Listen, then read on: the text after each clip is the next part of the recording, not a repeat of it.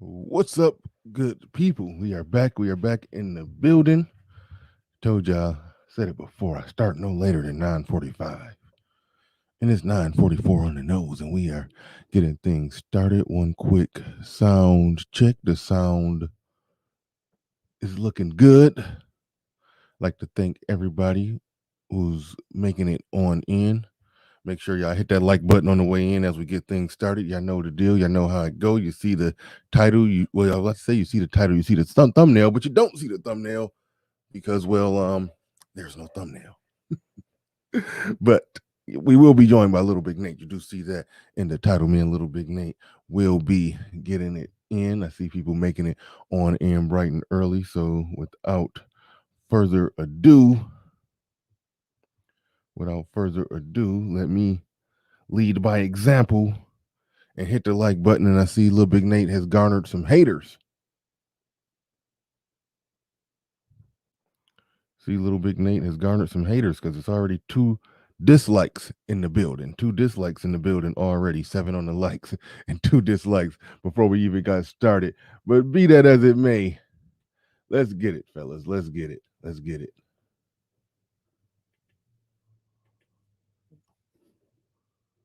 Hold up. I'm trying to roll the intro. Let's go.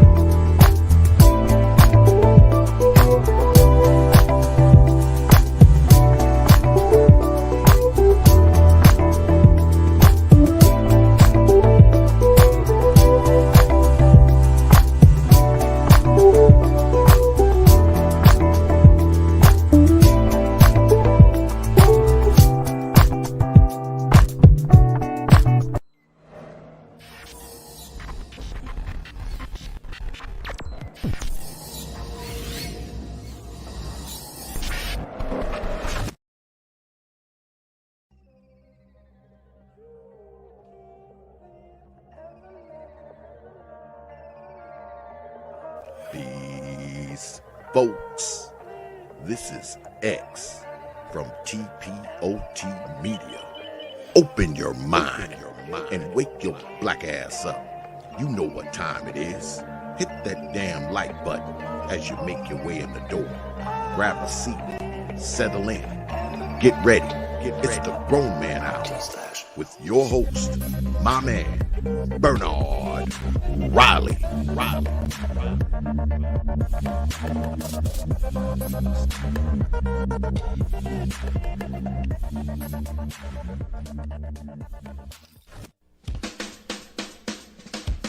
Hey, what's up, everybody? This is Mumia Obsidian Ali.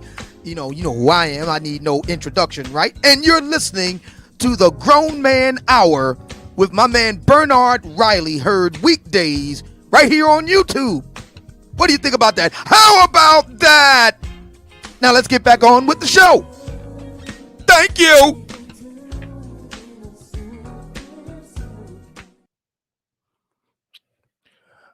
What's going on? What is going on? We only got 13 on the likes. Let's get those up. Let's get those going. Let's get this thing started. Little Big Nate is down in the back chat.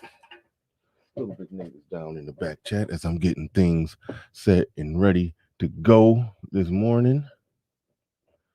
I see we got people in the building. Little Rock 2517 in the building. Shout out to you. See the God in the building. Shout out to you. Aaron B in the building. What's going on? Emin Perry says, what's up, Bernard? What's up to you? Aaron B, shout out to you again. Mr. Articulate is here. That was that was my Little Big Nate impression, but I ended up sounding more like Agent Smith from The Matrix. So Figure that one out. The bad impression. Alex Jackson in the building. Shout out to you. Beard game strong over there. Damn. I gotta get my shit together. My beard been slacking. You just made me think that I gotta work on my shit. Shout out to you. Hood Conservative in the building says step one, wake up as LilBigNate and choose violence. I must have missed something. LilBigNate is not a violent guy. Far as I know. Women Brown, D-Rock Den, Clue, Logan JJ, Aaron B, Daryl L the second, made it all the way down to LilBigNate. It's the first comment where he says, salute gentlemen, and right there, I'm not going to read it. I'm going to let him come on up and say it. So without further ado, we got LilBigNate in the building. What's going on? Welcome back. Mr. Riley, how you doing, bro? Doing great. Man, your channel is popping. God damn it, man. Hey, man, congratulations on the numbers, bro. Salute to you. Hey, appreciate it. I still got that one video. This is that little pre-recorded video I did. It's still getting views.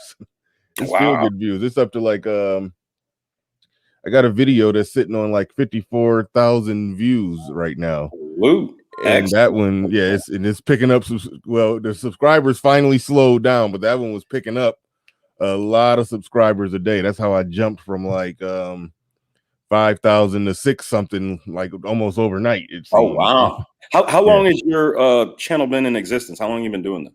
Well, I started it around 2018. However, I didn't start going live consistently until January of 2020. So we talking. Oh wow! So it's only been a little over a year. Yeah, we talking a year and some change. Basically, in 1 year, I got to 5,000 subs. So yeah, excellent. Yep. We have to have milestones and ways to measure our success as men. And man, yeah, your show, man. Salute, and I just appreciate it's just a legitimate space where brothers can come and be interviewed and give their perspective. You know, the nigga shit is kept to a minimum most of the time. We try. No guarantees, but we try. Ain't nothing wrong with a little nigga shit. Ain't nothing wrong with a little bit of it, man. But nah, you do a great job moderating your channel, you know, keeping the brothers in line. And man, I just want to take my hat and tip it to you. Salute, brother. Hey, appreciate it. Shout out to the lead attorney in the building, man. I love that guy. I really do. His channel is becoming my favorite channel. Be on the lookout. There's a pre-recorded video I made about one of his videos, so be on the lookout for that. That one is probably be dropping today. So yeah, definitely love this guy. Right, this is you talking about my channel growing, and no, he's sitting on a million subscriber channel. Whoa, I gotta check him out. No, wait, he don't got 1 million subs yet. I'm just saying, if you watch his content, you can tell he's gonna go to the moon. Yeah. What does he do? He's been a divorce attorney for 20 years, and so he's basically just the way I did. He probably wouldn't describe it this way, so I apologize to him if I'm paraphrasing or describing his channel wrong. He's basically a divorce attorney who, in my assessment, he speaks the language of the Manosphere. A lot of the things that we talk about and go back and forth arguing about, he sits there and he breaks it down legally in essentially the same language that we speak. But is he quote unquote Black Manosphere? I don't know if he would call himself that, but it's hard for me to watch it and not see it as a Manosphere channel. I mean, he's been on O'Shea, he's done an interview with O'Shea. So that's how I found out about him. No, I'll definitely check him out. Definitely. Yeah. And hopefully the brother will check me out. Come through, man. Yeah, right on. Yeah, he's definitely need to come through. Yeah, he's definitely a good brother doing some good work. But Clue and I'm sorry, I didn't mean to interrupt. Oh, go ahead. There is a section of this broadcast that his information and skill set will be very important. So I hope he continues to listen throughout, because we're going to talk about lobbyists today. And I think, being a lawyer, a lot of lobbyists are lawyers. he might have an interesting perspective he can lend to us. So. Oh yeah, yeah. I mean, look, when I look at Dennis Sperling, I look at him. It's like it's lawyers in the manosphere. Even the guy, I forgot his name, that changed the child paternity laws, and I forgot which state. I can't remember, but that guy did an interview with Sperling and Dr. Tiasan Johnson. So wow, it's almost like it's like movers and shakers are coming into this space. You know, it's like the Avengers are assembling right now. I thought I'm loving we it. were a bunch of dusties. I just that too. I thought we were just a bunch of dust. I'm sorry. Okay, cool. Yeah. Shout out to shout out to Clue with the $5 super chat. Shout out to you, and I forgot I got my fancy effects.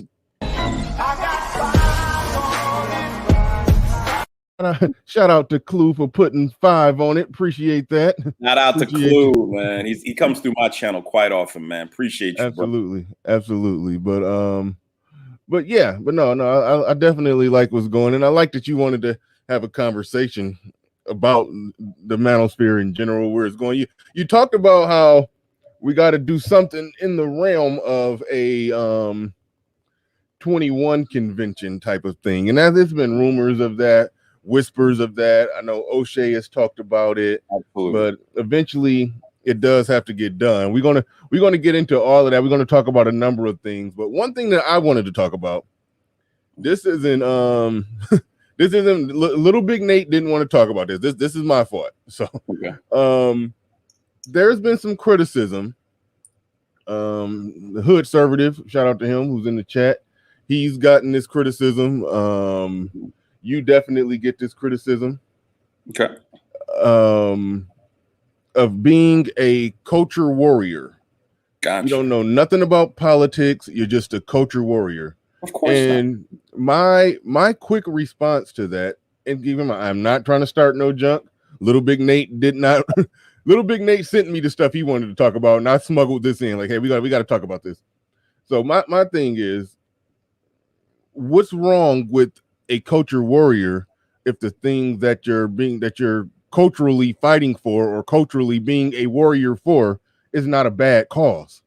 Okay. So why is that turning into a slander, a smear, like to say these culture warriors? What's wrong with a culture warrior? Well, we're both culture warriors. And just for those that don't know, I think the concept of Bill O'Reilly wrote a book called Culture Warrior, where basically he was in that book speaking out against everything that he thought was wrong with American culture. And, you know, so and yes, it was a lot of populist talking points and a lot of, but that's the thing. I believe that's where the term comes from. When Bill O'Reilly wrote that book called Culture Warrior, and then people criticize it, basically saying it's not about politics and policies and this or that. He's just being a cultural troll or culture warrior or whatever. Yeah, well, but I don't think nothing is wrong with it. Go ahead. What you have to understand about leftist Negroes is they don't have a leg to stand on. We have 60 years of complete allegiance to the Luciferian left, which is a term I've coined for these vile fucking creatures who for the last 60 years have worked diligently to help destroy the black community. Okay. I am a culture warrior. I've got no problem with that. One of these NPR voiced effeminate loser niggas on brother TPOT's platform, it was 3 against 1. It was 3 leftist idiot niggas against me. And they were insulting me and said I was a culture warrior and I don't know anything about politics, which is fine. They can say that.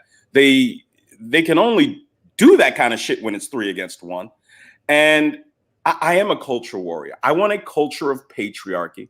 I want a culture of black men participating in our free market economy.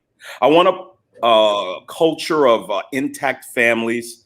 I want a culture of black men owning our abilities in the entertainment and sports realm. Yeah, that's the culture I'm working to bring about. You leftist fucking cunt niggas, you have a culture also.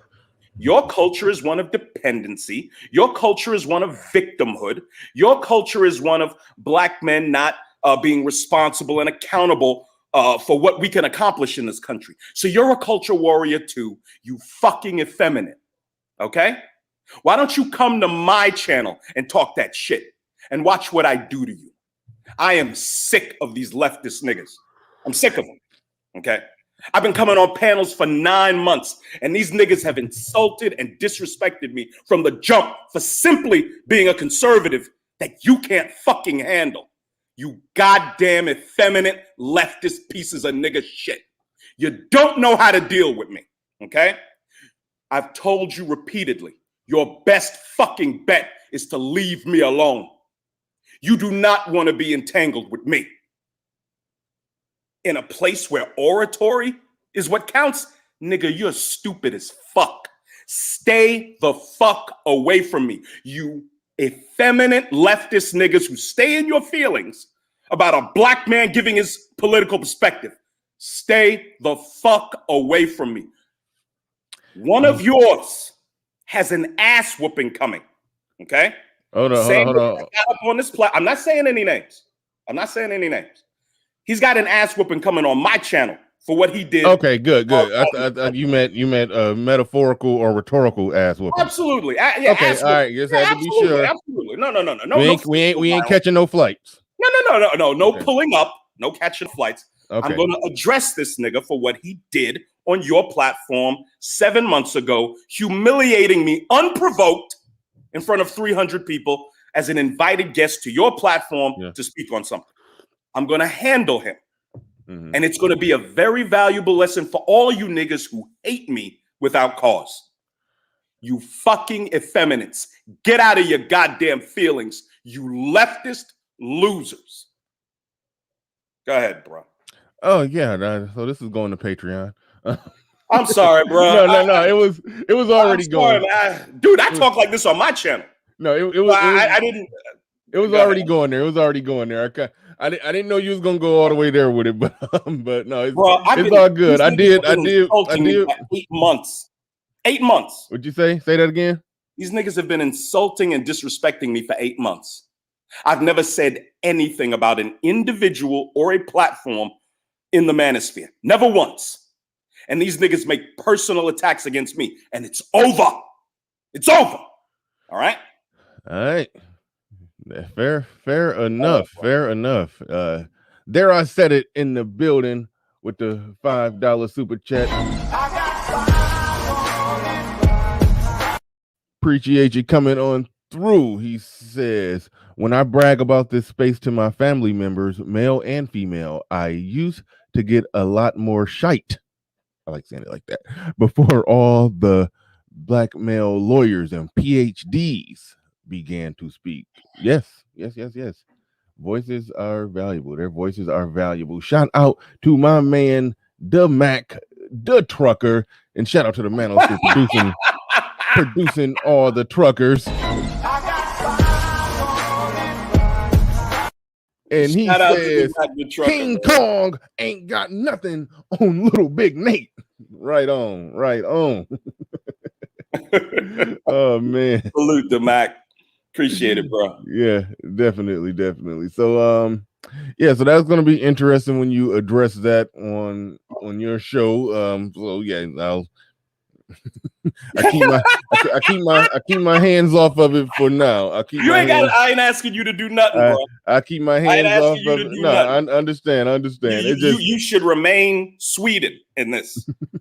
I just never understood. I mean, I just never understood coming after somebody for being if somebody's being a cultural warrior in the thing that they're culturally warrioring for is a negative cause, then that should elicit some criticism. But I mean, when I look at everything that you stand for, you're talking about black men being in a patriarchal position in their households and their families and taking the lead. You're talking about black men being fathers and raising their children. You're talking about black men being more. Absolutely. Yeah. We're two single fathers. You're talking about black men being more industrious, rolling up their sleeves and grabbing a piece of this American pie that's sitting here for the taking. That's what you're talking about. And if there are some policies that can help that, then great. But you're basically just from my perspective, and forgive me if I'm analyzing you wrong, you're more or less giving a kick in the pants to the brothers who just got a little something in them to roll up their sleeves and fight for more and or do better. Now, if there's a political side of that, a more policy-based side of that, and if somebody knows how to work that angle, by all means work that angle. But the country right now, as it is, where we're at, yes, you can make it in this country. You as a black man, you can absolutely make it in this country. And a lot of the things that's holding us back, I personally believe, is culture more than policies. Self-inflicted wounds, bruh. Yes, sir.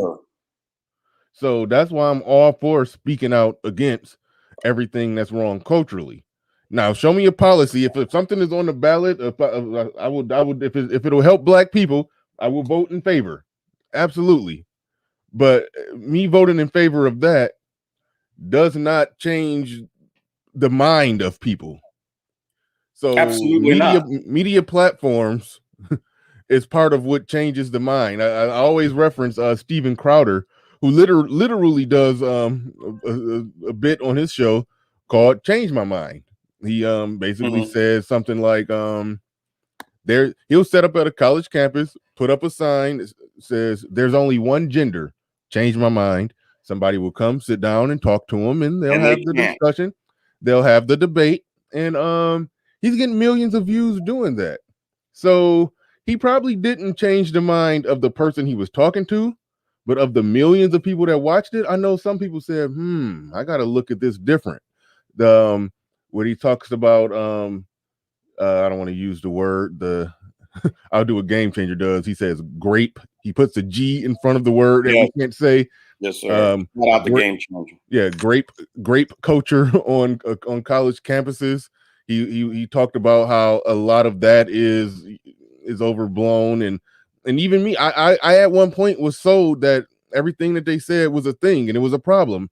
I listened to people talk about it sensibly with data, stats, and facts. And yes, if a woman is graped, yeah, absolutely. It's the worst thing. Oh, well, I probably can think of something worse, but it's definitely top 3. Absolutely. Yeah, definitely top 3. But that's horrible. But the having a fact-based conversation about what's happening, yeah, that matter too. Having a stat-based conversation about what's happening, yes, that matters. And so by him doing that, yes, he no doubt has changed the hearts and minds of a lot of people. And which will probably lead to the banning of his channel pretty soon. Yeah. But however, a lot of those people with their hearts and minds changed, they're probably going to vote differently in upcoming elections.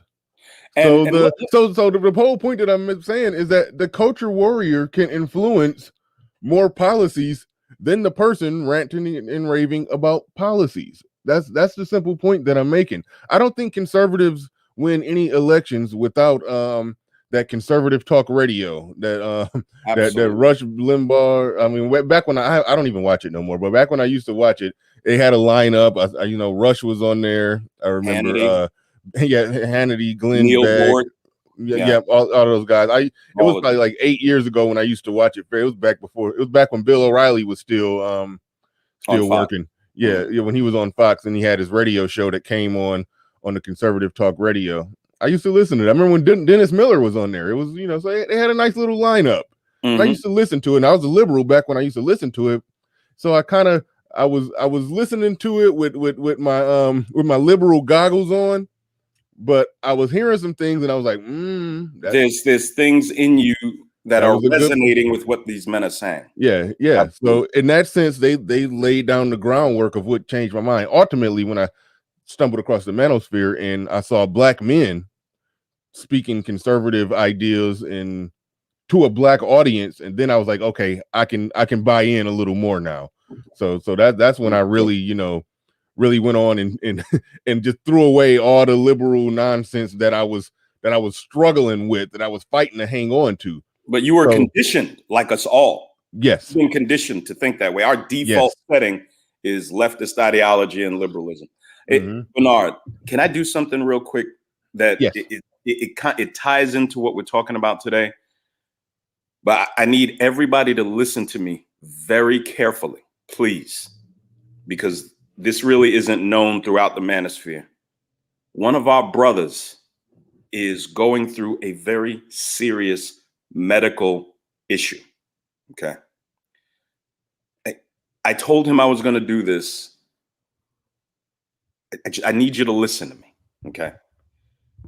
We're about to demonstrate to this gentleman if we have the ability to corral around one of our own when they're in need. Okay. How many of you are familiar with Lasher Deviance Gaming? You familiar with Lasher? Yeah. Bernard? Okay. Yep. On my Tuesday show, Lasher sent me a text. I'm going to read it to you.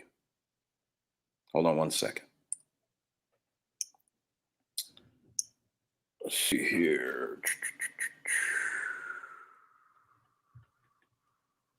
All right.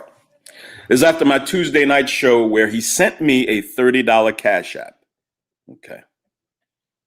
He was on my show 2 weeks prior, and, you know, we exchanged numbers through email, and, you know, we've been corresponding through text. But after Tuesday night show, he gave me $30 Cash App, and he sent me this text. Because I invited him up to speak when I saw him in the chat on Tuesday night. He said, sorry, I couldn't jump on. Oh man got me through the first transplant. You and Sir Tice will get me through the next one. Just know that I'm here to support you, brothers. If I'm gone for a while, just know that I have your back. I believe in you, Nate. I just heard the word transplant. I don't know if it's liver, kidney. I don't know. I just know bruh's in the hospital. I texted him back. I said, brother, just focus on getting better. The missus and that little lady need you. He's married with a little girl. So do we. We'll be praying for you, and I'll be shouting you out on the next show. Get better soon. Then he texted me this. He said, thanks, Nate.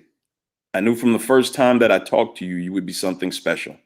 Don't let me down, Nate. That voice of yours and change the world, brother. It's a typo. He says, I might not be active in the chat, but just know that I'm there. I'm waiting on a heart transplant, but I'm still here and still listening. I'll donate when I can. He said, I said, chill with the money, bro. Just get better, please. The Manosphere will be pulling for you. I'll make sure of it. Please keep me informed. And I talked to him about Sir Tice wanting to get in contact with him. I'm waiting on a heart transplant. All right, so this is what I want to do. First of all, shout out to my man. Hold on, give me a second. I'm fiddling with my phone. D-Rock Den hit me with the 5 spot, bro. I appreciate that greatly. I'll be sending that on. I'll be sending that on to my man, Lasher Gaming Deviants. This is our brother's Cash App. What I would like for you to do is send him whatever you're comfortable sending him. In 2016, I went into the hospital for 2 weeks. I went for a routine checkup on a Friday. Wasn't feeling good. Saturday morning, the doctor's office called me on a Saturday morning and told me to go to the emergency room. I went in. My numbers, I'm not going to allude to what the problem was, but my numbers were out of whack, and I had to stay in there for 2 weeks. I was in critical condition for a while. And the bill came to over $80,000. Thank God I had good insurance. I didn't pay a dime. Now, I can't imagine what a heart transplant costs. Okay. I put his Cash App in the chat. I want you to send whatever you can to our brother Lasher. We need to corral around one of our own. That's what we need to do. If you send him $2, in the comment section, include well wishes, words of encouragement, a prayer for our brother. When he wakes up, okay, I want his phone going crazy with the coinage sound. If we don't corral around our own, this space doesn't mean shit, okay? I'm not trying to guilt you into doing anything. This brother has dropped coin in this space. I've seen it for myself on Obsidian, on Mr. Fantastic, I believe on Bernard Riley's platform. Mm-hmm.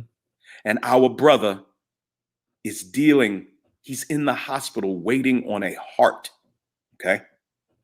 So we need to corral around him. Do not send me anything today. I had every intentions on putting my Cash App in the chat because I need to be paid for what I do. This is my gift, okay? But I don't want anything. Please, let's hit our brother up.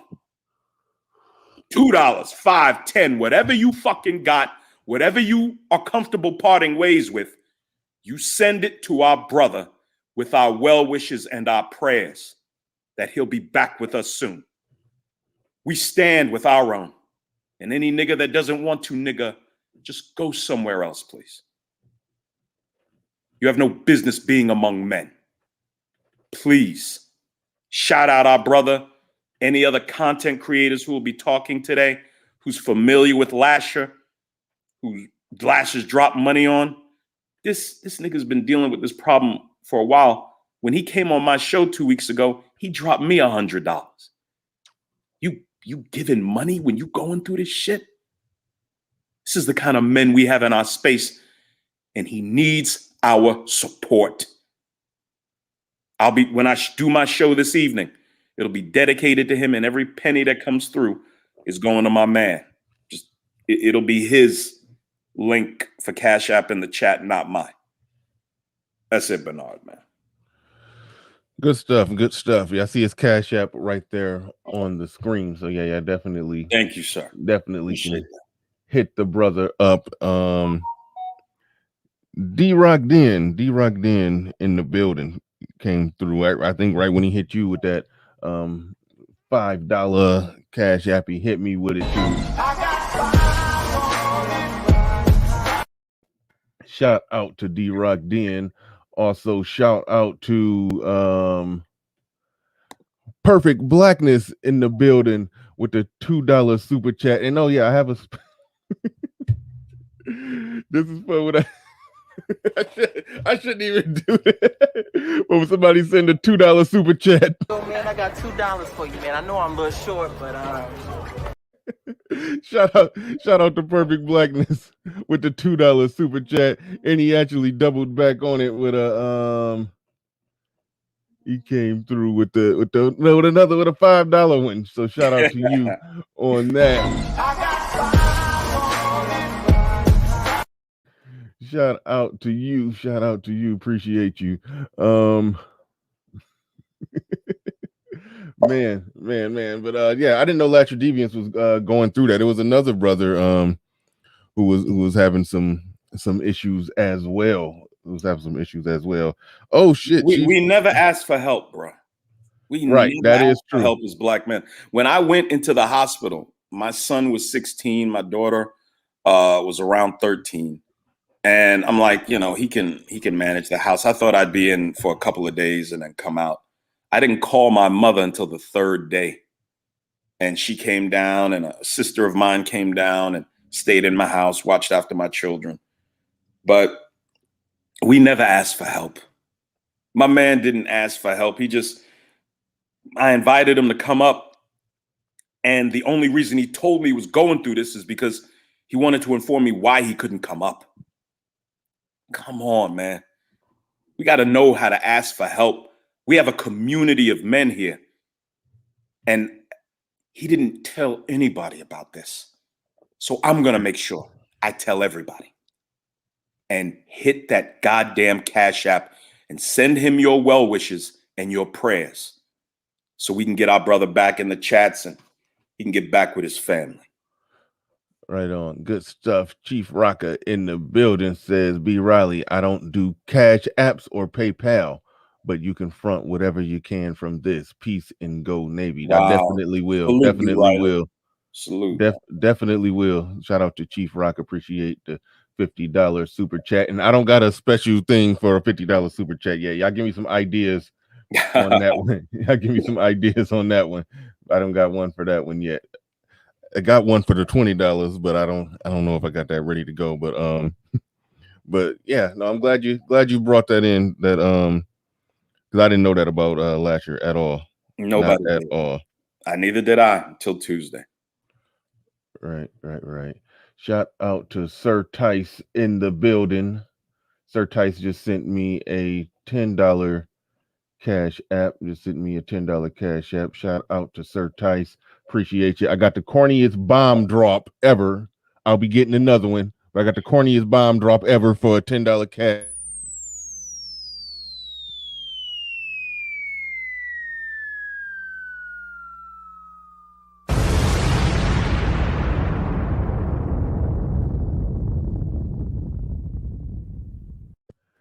Corniest bomb drop ever. Thank you for that, Sir Tice, dropping that $10 Cash App. Shout out to There I Said It in the building with a $5 Cash App.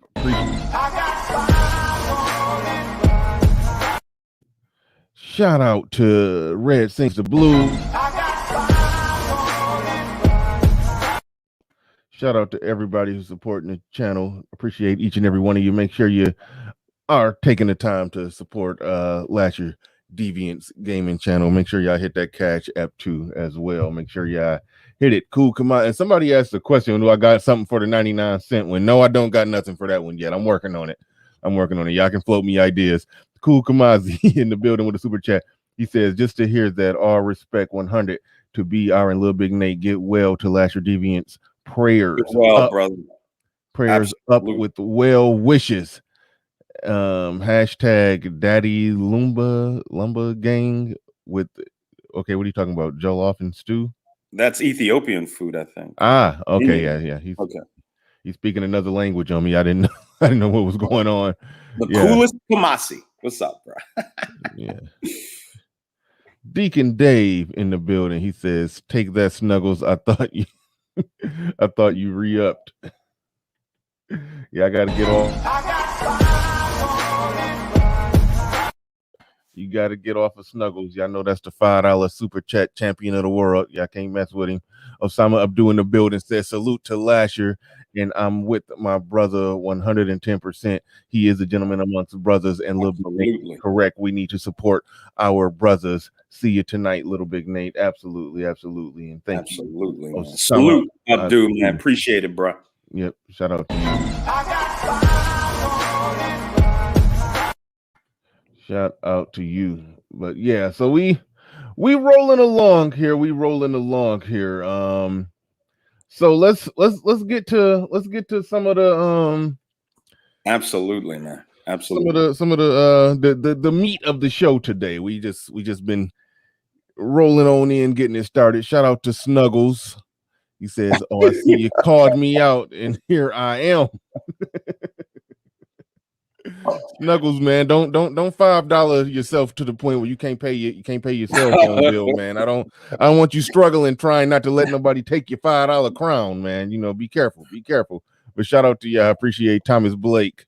Says please use this for Lashers. Yeah, I'm gonna have to send him a nice Cash App for some of these proceeds. I mean, I wish like a lot of y'all just go direct to the source, but I know some of y'all sending stuff to me to send to him. I would prefer you just go ahead and go right direct to the source, but I'm gonna make sure I send him something big and out of the pot that y'all are putting in right here on this show. So either way it go, you're gonna get a little something. But definitely they got the Cash App right there where y'all can definitely go direct to the source. But shout out to Tommy.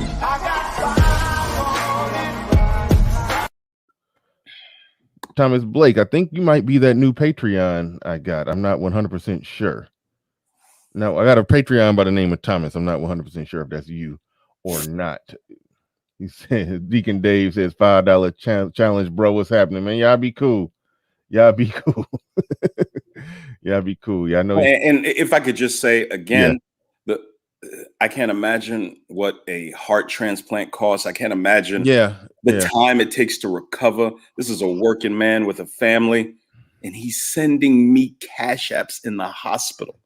I'm almost mad at the nigga. I'm serious. Yeah. I'm almost angry at his ass. But I ain't gonna trip. But I'll be shooting him something heavy. This I'm gonna shoot him this morning from this platform. I'm gonna shoot him from mine.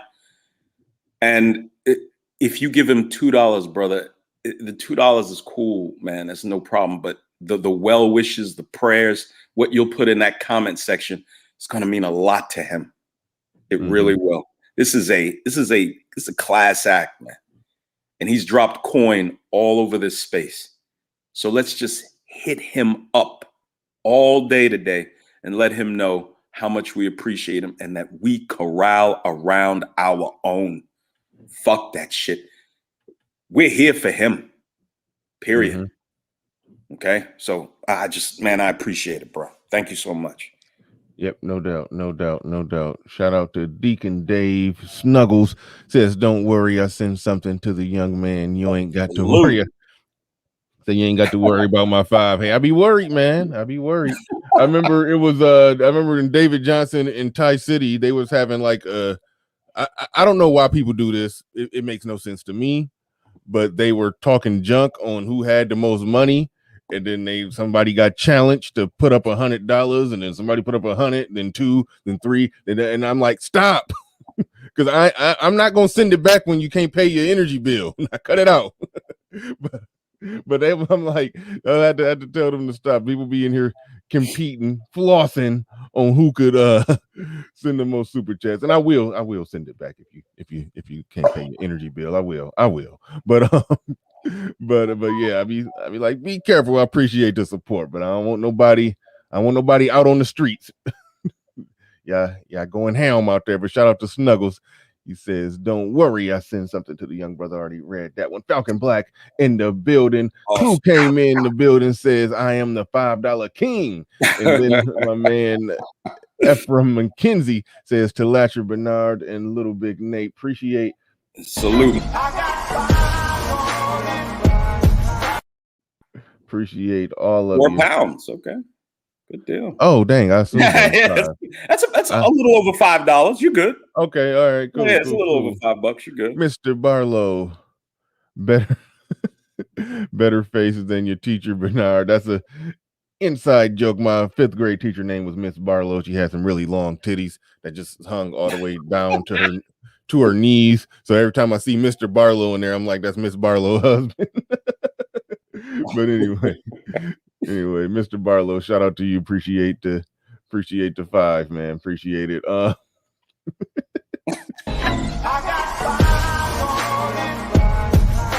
don't know why they let Miss Barlow come in there every day without wearing a bra. She should have made her wear a bra.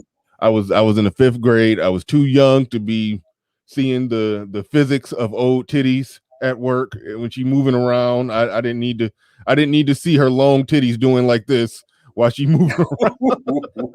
I didn't need to see that in the 5th grade. I'm scarred for life. Yeah, but we're here for you, bro. Man, I need to see all that. They should have made her wear a bra. They should. And she was I don't know what was up with that. But all right, let's get into it. I'm gonna scan the email, make sure I remember correctly what you laid out. Go ahead. I can lay it out if you want. Oh shit. Pablo sent a. Hold on. Wait, am I seeing that? Oh wait, no, I'm not. Hold on. I'm seeing something. What is this? Why is it saying $50 super chat cash app? Okay, I got to figure that out on my own because I'm having a an off moment here, so I'll figure out what I'm reading right there. But let me get down to this part right here.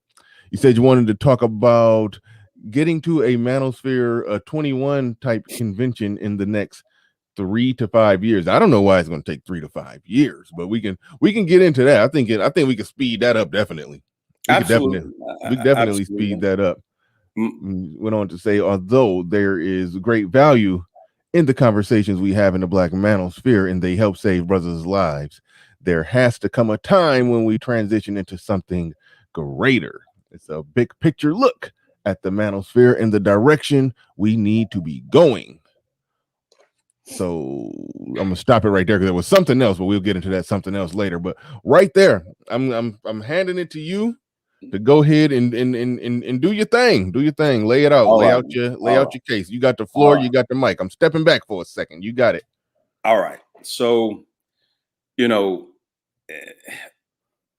as Black men, you know, we have some pretty tremendous egos, right? So this is not about ego. If you have a better idea, please submit it. If you have an idea that's better than mine, and my idea isn't that profound, I'll be honest with you. But if you have a better plan of action, I am all ears. Okay. This isn't about making me anything. I'll get to where I'm going based off my skill sets and my talent. Trust me. Go subscribe. The only thing I ask for you to do for me today is subscribe if you don't mind, Bernard. Oh yeah, mods. Yeah, channel. hold on, real. Let me interrupt because the moderators, y'all are slipping on your pimping. You know the rules when I'm doing a one-on-one. Spam out the chat with the one-on-one guest. Spam the chat with his channel. Come on, y'all slipping on you're slipping on your pimping. Let's get it. Let's get it. Put that link in the chat. All I ask is that you subscribe to me today. I've called it Operation Monetization. 16 shows in, about 5 weeks. We've got 5,600 hours of watch time. I've met that criteria. It's 4,000. Now I just got to hit 1,000 subs and I'll be monetized. And, I greatly appreciate it. So again, this isn't about me. I could care less. I don't need to be on a planning committee. It just doesn't mean anything to me. Okay. I've spent the last 20 years fulfilling my obligations to my children. And now I want to pursue the things I want to pursue and make as much money as humanly possible for myself and for my family.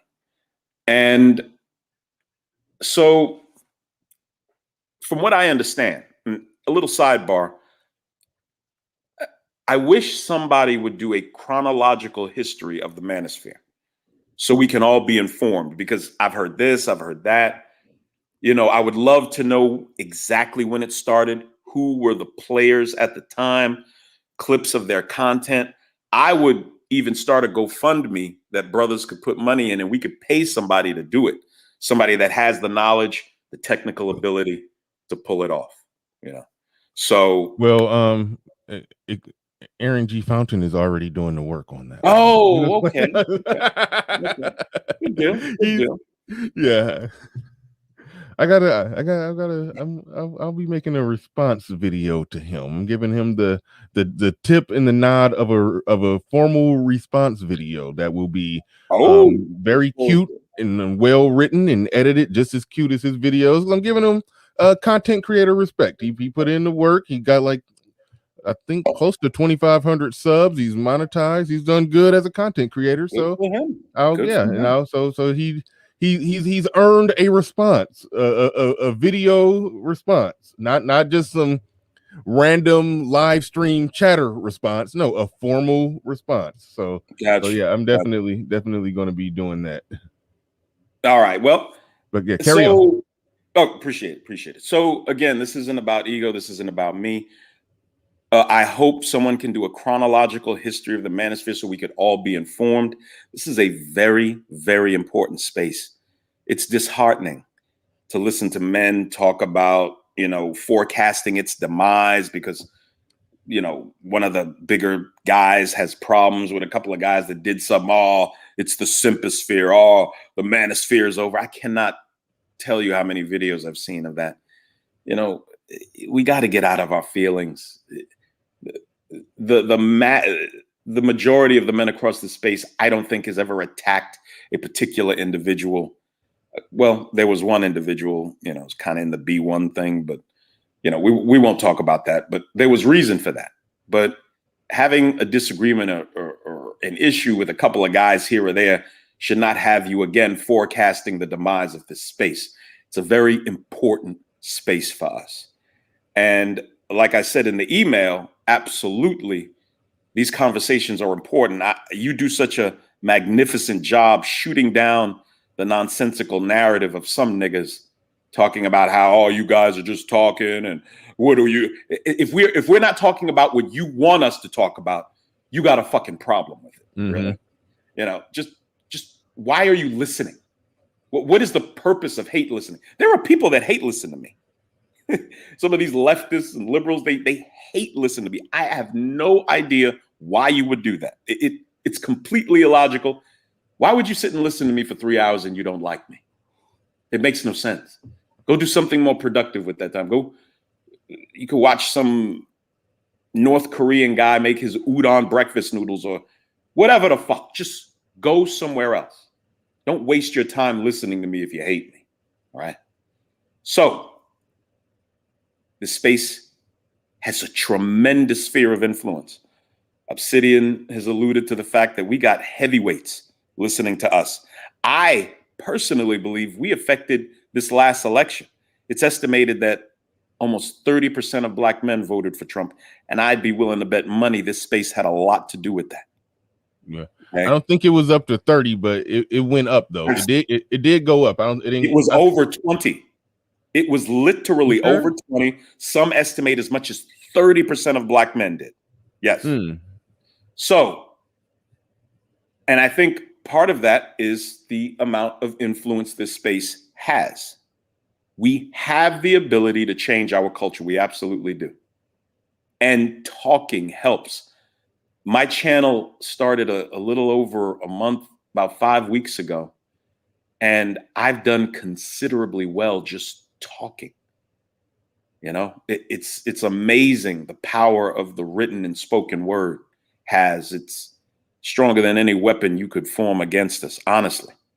The influence you can have on people's minds when you know how to deliver a message to them. Yeah. And we do a good job of that in this space. Yes, there's the nigga shit. There's the nigga nonsense, of course. But most panels are brothers having conversations, you know, talking about our issues, entertaining the audience. The audience, as it's been said before, plays a huge role in it. Shout out to Trader NBD with all his ridiculous fucking comments. But yeah, man, it's time to transition into something more, in my personal opinion. I do not bark orders at grown men. I just don't do that. I don't do that. I will try to cajole you over to my way of thinking, but I don't bark orders at grown men. Right. Now, the first step in this, in my personal opinion, is this. And again, this is just my personal opinion. If you have a better plan, I'm all ears. Okay. Number one, brothers need to meet in their respective and neighboring states. I spoke when my channel first started. I said, you know, Brother Xavier, he's let me on his platform. He's let me run his platform, to be honest with you. And I so greatly appreciate all his shout outs and everything he's done. Later this year, I want to take him to a restaurant called Beef and Bottles in Charlotte. We both live relatively close to each other. And, you know, we'll take pictures and everything. Hopefully I'll be camming up by the end of the year anyway. Not worried about that. Absolutely. So I want to take my brother out and I want to break bread.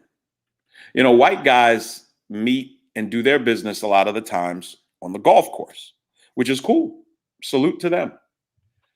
We're going to have to figure out how we can press flesh, no homo. I'm talking about, you know, the handshake and then the half a hug. you know, your brother daps you, you reach around with a half a hug. You know what I'm saying? You know what I'm talking about, Bernard? Yeah. Yeah. We're going to have to start doing that. We have to meet. We have to break bread. We have to talk about this isn't time for us to be talking about our personal issues. We need to make connections business-wise. We need to make connections politically. And it all starts with us meeting. I know O'Shea, you know, has the Negro Manosphere. And, you know, I'll be approaching him soon asking, you know, would it be okay to have a place on the website where brothers can just put their YouTube name and the state they reside in? And then you can look at the list and you can decide, okay, that brother's in the same state I am. I'm in, cool. Okay, these brothers live in my state, cool. You brothers reach out to each other, you know, leave your email, start a new email if you don't, you know, want people having access to your main email or whatever. And you brothers get together and meet at an Outback, wherever, meet at a Longhorn Steakhouse on a Saturday afternoon, giving brothers time to drive in from wherever they are in the state, and you all sit down, break bread, and get to know each other. That is the first step in getting to this. I call it 21 type convention because that's, you know, they're the white manosphere, and, you know, they've accomplished a lot with their 21 convention. There's been issues between certain members of the quote unquote white manosphere lately, and, you know, Brother Sharp and, you know, stuff like that. But hopefully that'll get ironed out.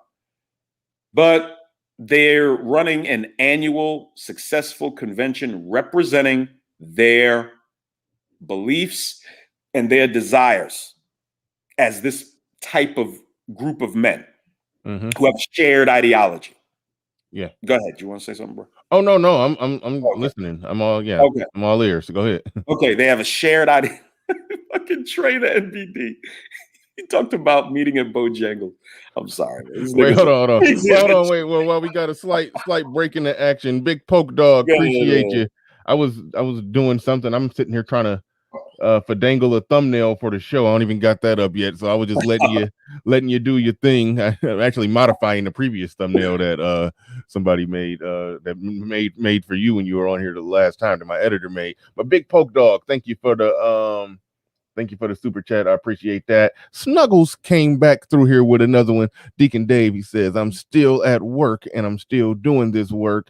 It's not my excuse. Don't make it yours by any means necessary. Right on. Snuggles ain't giving up the crown.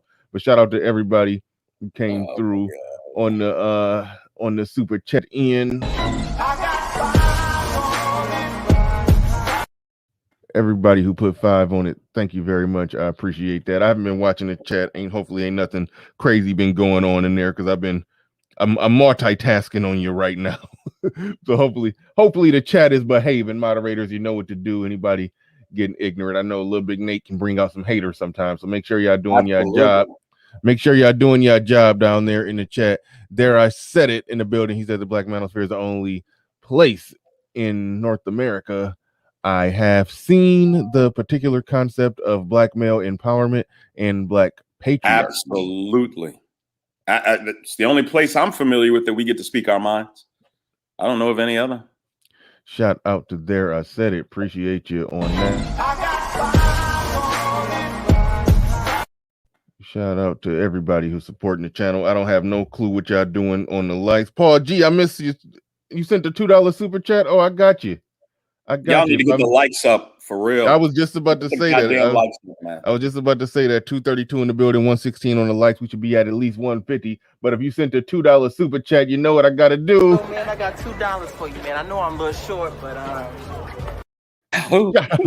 shout out to you on the $2 super chat. Appreciate it. I'm glad you didn't play that clip any longer. You know what he says. Oh God! I had to do some editing. Yes, you did, boy. I don't want to see none of that shit. I had to do some editing. Oh my God! Actually, no, it was much later because that was O-Dog that he said that too. Oh, that's right. Yeah, after he failed at getting I forgot his name.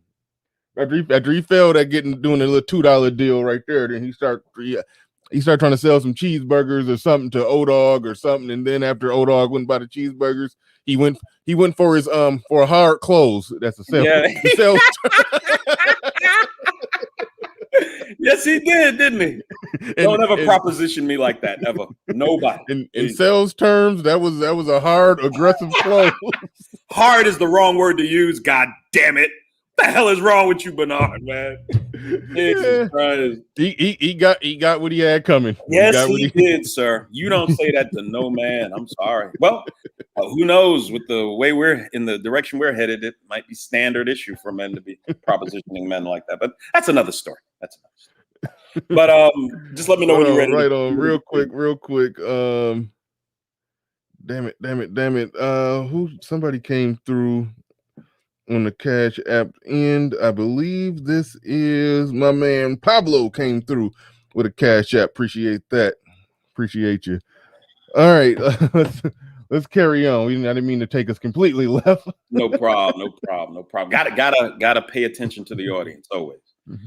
So we got brothers looking at possibly the Negros Manosphere website, seeing what brothers live in the state they reside in and in the neighboring states. Great. Shoot them an email. Hey, my name's Cool Kamasi, man. I've seen you in the chat. Dane Christopher, man, you want to, I'm trying to get brothers together. We can meet up at the, at the Outback Saturday, 11 a.m. Want to start the process of us meeting and getting together. Yeah, man, sure. Absolutely. And, somebody's going to have to take the initiative in any particular state to reach out to the other brothers that are in that state or in the neighboring states. Most states you can get to the central part of the state within an hour and a half. You Texas brothers are going to you might want to break your shit up into a couple of different meetings. California boys also. But most states you can get to the center of the state or to a part of the state within an hour or two. We meet in the afternoon, so we have time to drive back to our houses safely. And we just meet. We meet, we eat, we break bread, we talk, we get to know one another. I don't see how we get to a 21 type convention without doing this. Brothers aren't really invested in each other yet. We are to a certain extent, to a small extent. I love coming into a chat and the brothers shouting me out and saluting me. Everywhere I go, brothers are damn near a dozen brothers will be shouting me out and saluting me. It means the world to me. It really does. You never know what a brother's going through, just the acknowledgement, a simple hello. I'm not ashamed to say it makes me feel good. It just does. Mm-hmm. That camaraderie, that kinship with brothers, I really appreciate it. So let's take it to the next level. Let's sit down. Let's break bread. We do it on a statewide level. Okay. Everybody decide for yourself. Niggas always looking for fucking leadership. Be the leader. Okay. In your particular state, reach out to the brothers in your state, coordinate meeting at a restaurant on a Saturday afternoon or a Sunday. Whatever day works best for y'all and your schedules. Okay. We do that all over the country. We pick a day. We try our fucking best, maybe 2 or 3 days out of a particular month. All of these meetings take place. We have to have structure. Okay. And once we do it, we'll have a whole host of pictures and videos that, a brother, O'Shea maybe, or somebody can, bring all the information up onto their platform, show the videos, show the pictures of those brothers that are cool being seen. If you want to remain, anonymous and keep your anonymity, there's nothing wrong with that also.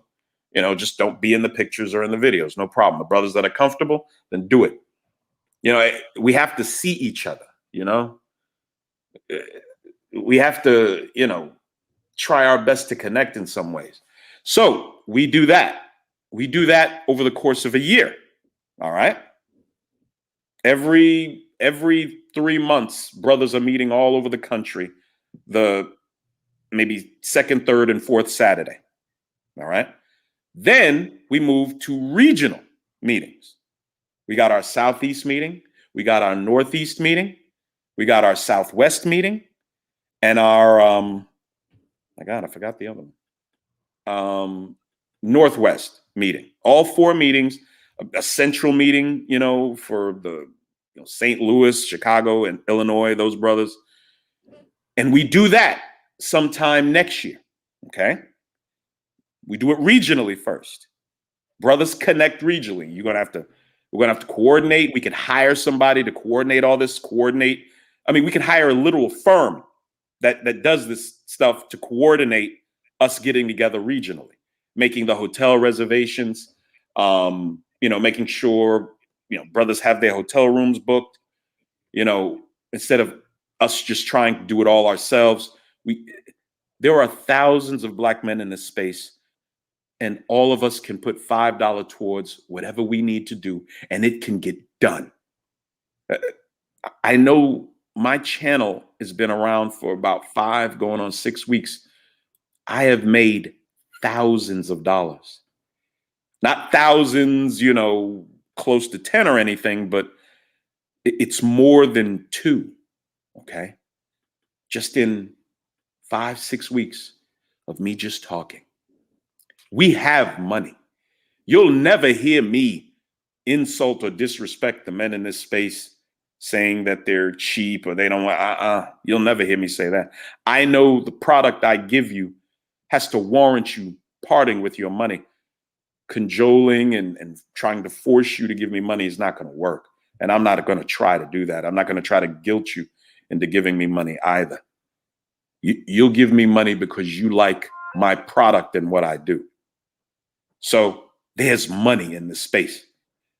Ramil has alluded to how much he made last year from the Manosphere. I'm not going to repeat it, but it was a sizable amount of money.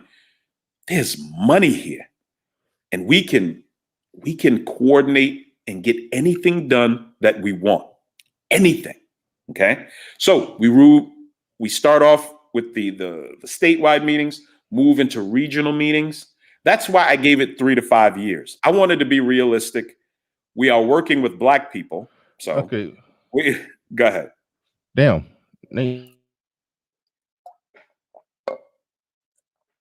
Hello? I think Bernard froze up. I froze Bernard. up. I think I'm back. Can you hear me now? I can hear you. Yeah, you're good. You're good. Go ahead. Yeah, something happened. I froze up for a second. I had to refresh my screen. But hold on. Okay. Hold on. Let me get my. Okay, I'm hearing 2 different things. My YouTube was acting up, was cutting up, but shout out to Intelligent Savage in the building. Says 62. Intelligent Savage in the building. What's that? Oh yeah, 629. I was seeing double vision. Oh, need glasses. I got my monitor closer. I thought I corrected this problem.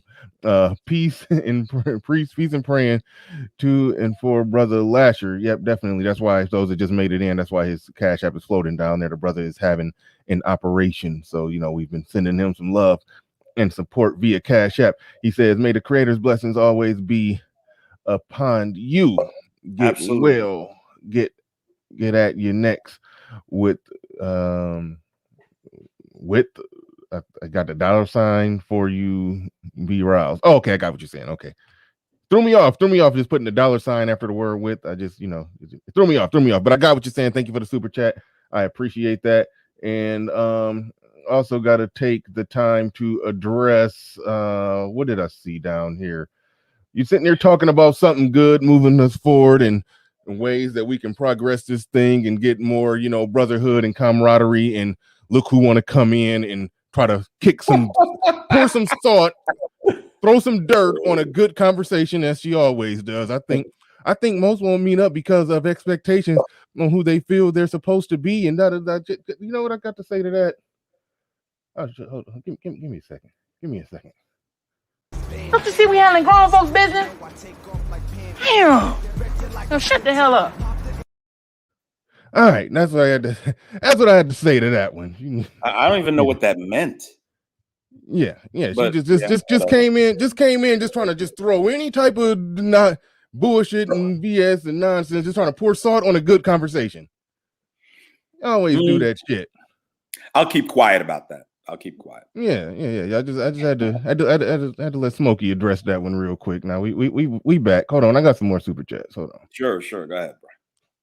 The Mac the Trucker in the building says, I advise Jessica X Melody not to come to the convention. now that may be a good point. That may be a good point.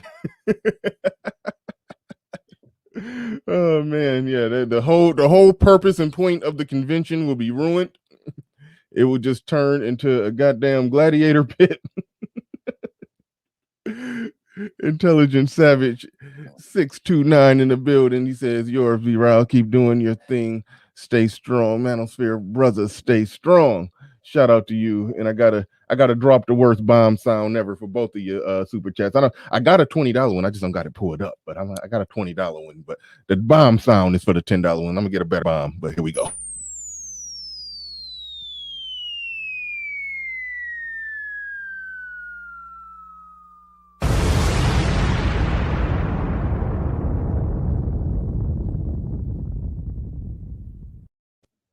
All right, thank you for that. Appreciate it. That's the worst bomb ever. But no, I agree with you, the Mac the Trucker. Yeah, they don't need to come. They don't need to come. Trader MBD in the building says Nate 21 convention works because masculine American men with similar ideologies come together, not about the color BS. What do you? Can I address that? Because I think Trey's a conservative. We have disagreements sometimes. He's always welcome on my channel. He comes up all the time. But I disagree with you, Trey. First of all, there's all kind of drama over at the 21 convention. Number one, all kinds of drama. Donovan Sharp has started a competing convention. That's true. That's with true. Many of the men. So you're wrong, Trey. Number one. Number two, there's nothing wrong with something being about color. I don't run in color. I also don't run away from it. We're black men. I never said other races of men would be excluded from the convention. Keynote speakers, I would want men from the world of finance, the world of politics, and it would be an array of different colors of men. So don't let the fact that I'm talking about black men doing this get you wound up up about it. Come on, Trey, man. You're better than that. Yeah, and I hold on, and I do feel this way about us not doing our own thing. It turns into a situation where it turns into the main problem with integration, where we just have a secondary role, if not a tertiary role. I hate that word, by the way. But yeah, it's like it's almost like we're here, we're all a part of the group, but take a seat in the back, nigga. That's how it feels. That's exactly how it feels. Look. That's why I don't. If we do it, I don't want a single white person on the dais. They can show up and take a seat in the back, wigga. But and this is something we'll have to figure out. This is why I said 3 to 5 years. Me personally, I would love brilliant white men from the world of finance to come and speak to us. You know what I'm saying? But why? It's brilliant black men from the world of finance. They'll be there too. I'm not gonna. And again, these are things we'll have to iron out. This is why it's going to take a while. It's a perfect example what's going on between me and Bernard. Should it be exclusively 100% black? That's something we need to figure out. Well, yeah. Well, we don't got to put up a colors only sign, but but definitely, obviously, a preference. I think black speakers on the dais, but anybody who feel that they can get some value out of what's going on there can definitely. It would be. I personally wouldn't mind white guys, other races of guys being there, and I also they can pull up a chair. They can pull up a chair. Absolutely. And I personally, and again, this is just my personal opinion, I wouldn't mind some white guys being on the dais. I value information regardless of the vessel it may come in. That's just my, and again, this is just my opinion. I'm not trying to argue with you, Bernard, or anything. It's just my personal perspective. Yeah. And my man Bernard has his, and we're men, and we can disagree without hating each other. Yeah. Okay? Let this be an example of that.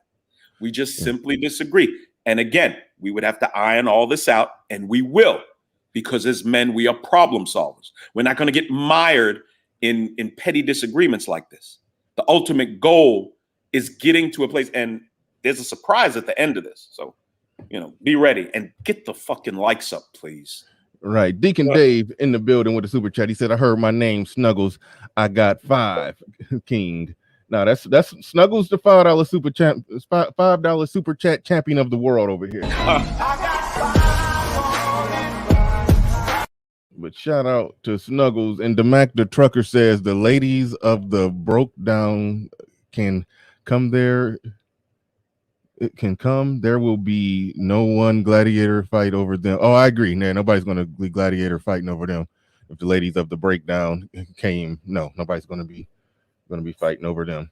We don't got to see Sister George pull up, walking, curling on a leash. It's going to be weird. I just hope they don't come. All right. All right. Cool Kamazi in the building says it can happen if you use the debates live in person. People who want to see mixed with the Manosphere subjects and reps talking about it. Beef for free is not what? Beef for free is a no. What is he talking about? I hope he's not talking about the convention. And if you use the debates live in person, people want to see mixed in the Manosphere subject. I don't know what you're talking about. Do you understand that super chat? I honestly don't. I'm sorry. The coolest. Yeah. Appreciate the 5 though, bro. Yeah, appreciate it. Let me drop the.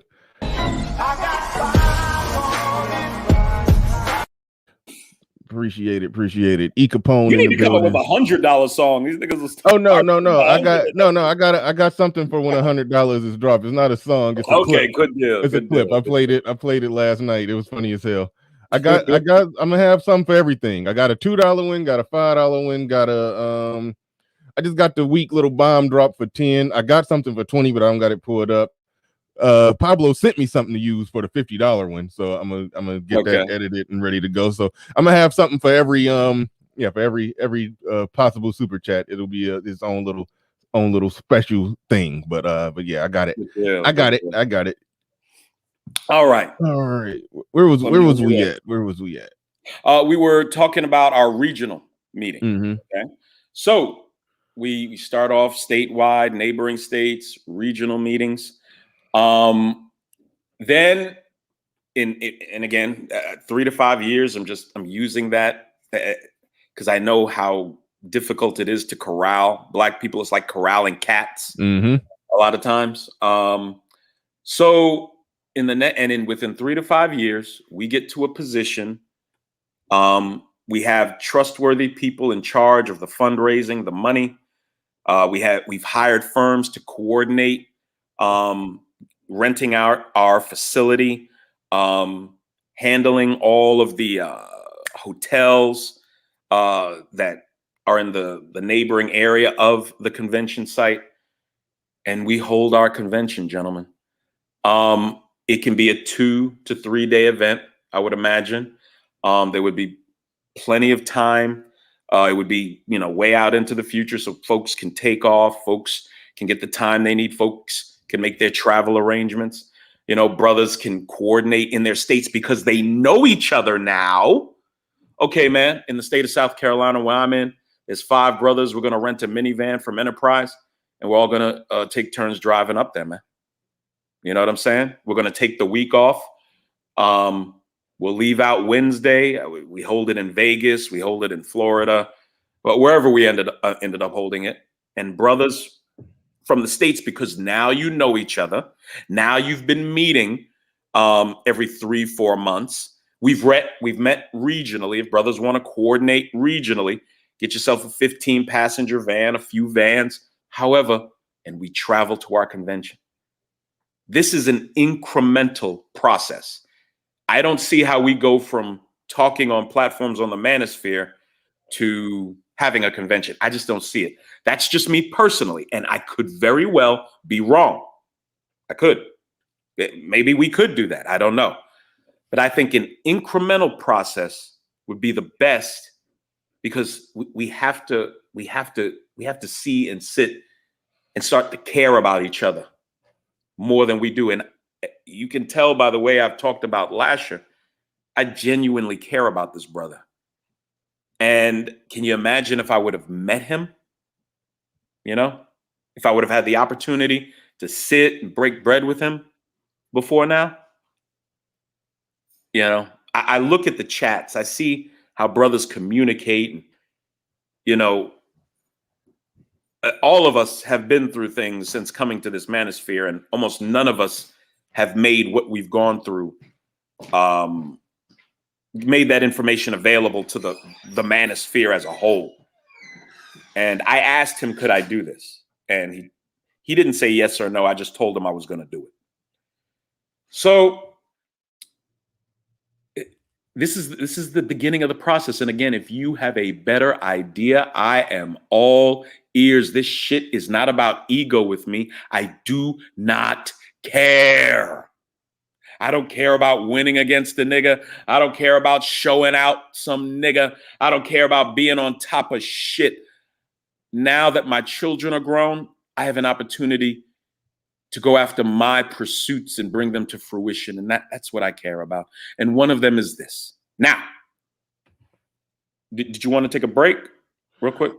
Oh yeah, I'll read some super chats while you segue into another, well, I'll assume very closely related topic, but Snuggle668 says, Deacon Dave, I appreciate the fact that you did not use your job as an excuse. Now let the games begin. By the way, what church do you attend, Deacon? Okay. Shout out to Snuggle. Trader MBD in the building says the 21 convention and Donovan's event are going against feminism and are for men's rights, especially fathers. Color holds brothers back. SLOQS. Come on, man. I don't struggle with. Would you tell that to the Jews who assemble in their secret groups and meetings? Would you tell them that? They don't invite us anywhere. Here's the thing. Here's the thing, Trey. We can build our own shit, and then still individuals among us can still go to their shit. And then when you go to their shit, you see us on the dais. You see black people speaking on the dais. But still having our own separate shit. How's that a bad thing? That's what I'm not. I don't understand this, man. There's nothing wrong with looking out for our tribe. I'm sorry. Other tribes do that. Other tribes do that. When's the last time you got invited to a gathering of Indian people in Detroit, Michigan? You know, they constantly meet and discuss their business issues, their cultural and their small. They completely separate themselves in the cities of Dearborn, Michigan, and other places. These Asian and Middle Eastern communities. They handle their business, and we're going to do the same. Trey, if you don't want to be part of it, just don't be part of it. It's cool. There's no smoke, no disrespect. Just don't be part of it. It's that simple. And I wanted to bring up the real quick. One thing that black people, the link will be dropped soon, Obsidian. But one thing that black people don't understand is that you can assimilate while still building your own shit on the side for the benefit of you and your own people. Now, if you listen to a conversation that some Latino guy, he was I don't know I don't know if he was a politician, some Latino leader.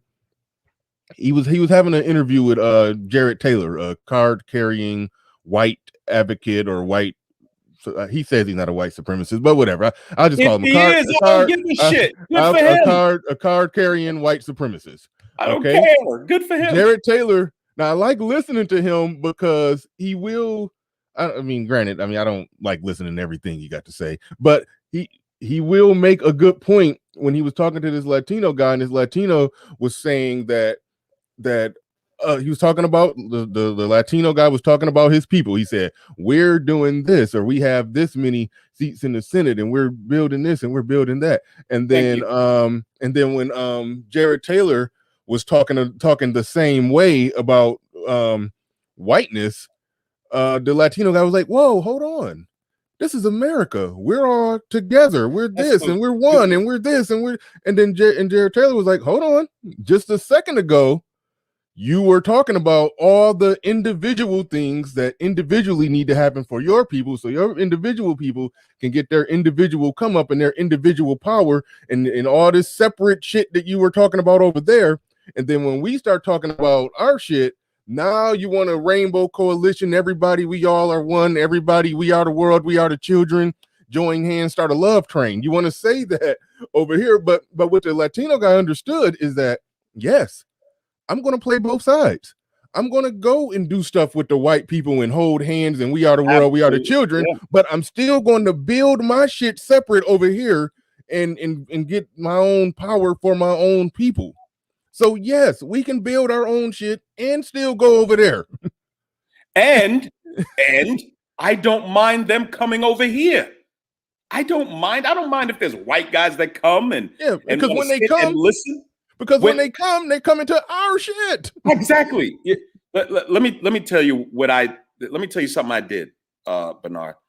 About 2 weeks into my channel starting, I went on ABL, Anthony Brian Logan's platform. For the first time, I called into his show. I spoke to him for 2 minutes. At the time, I had 500 subscribers. By the end of that night, I had 618. I increased my channel 20% with a 2-minute phone call in the ABL. Many of those people were conservatives. I have conservatives, white and black, listening in my chat now. Do you know what I tell them? I say, gentlemen, you are welcome to sit here and dine with us, but be mindful, black men sit at the heads of these tables here. That's what I tell them. And they not only do they participate, I've had white guys come up and talk, and white men are hitting my motherfucking cash app. Let me tell you something. I could go into the black conservative realm and I could make $1 million in a year. I already know it. But my heart is here. I would rather be here, working here, and then I'll slowly progress over there and take advantage of the opportunities there too. But I want to have an effect here. I really, genuinely do. Okay. I don't fear white people. I've been to, I think it was 2012, the RNC was in Charlotte, and I was at a bunch of those events. I'll walk into a room full of white men as a black college dropout, single father, and dominate the fucking conversations there. I'm not worried or scared of white people. White people should go do what is in their best interests. We should go do what is in our best interest. The problem is dumb niggas think paying our allegiance to the Luciferian left is in our best interests, and it's not. And if I come with a conservative message that is proven to work, you want to call me a coon and get in your emotions. I'm not worried about you effeminate Mr. Nigga negativities. I'm not worried about you. Okay. I want us to, this is my ultimate goal. Okay. The black men, like the black men I see in this space, having complete control over the direction of the quote unquote black community and the narrative that comes from us. Competent, productive, family-oriented black men being the only voice anybody listens to when they want to know, quote unquote, black people's perspective. That's it. That's what I'm working towards. You can either work with me or get the fuck away from me. You're not going to stop me, okay? And if you disagree with me, there's no problem with that. Go do what you do. Go do what you do. But there is nothing wrong with black people coming together, coalescing, and discussing our issues. And if white men want to come and hear what we're talking about, I'm not scared of that. I'm not scared of anybody. Come and let them sit and talk with us. But black men sit at the heads of these tables, just like in their communities, they do. Period. You don't like it, don't be part of it. We're conservatives. We don't trip off other people having their perspectives, Trey. If you don't want to be part of it, that's no problem. No smoke, no drama, bruh. Just don't be part of it. Go ahead. E Capone in the building with another super chat. Appreciate the super chat. There I said it. He says, I think right.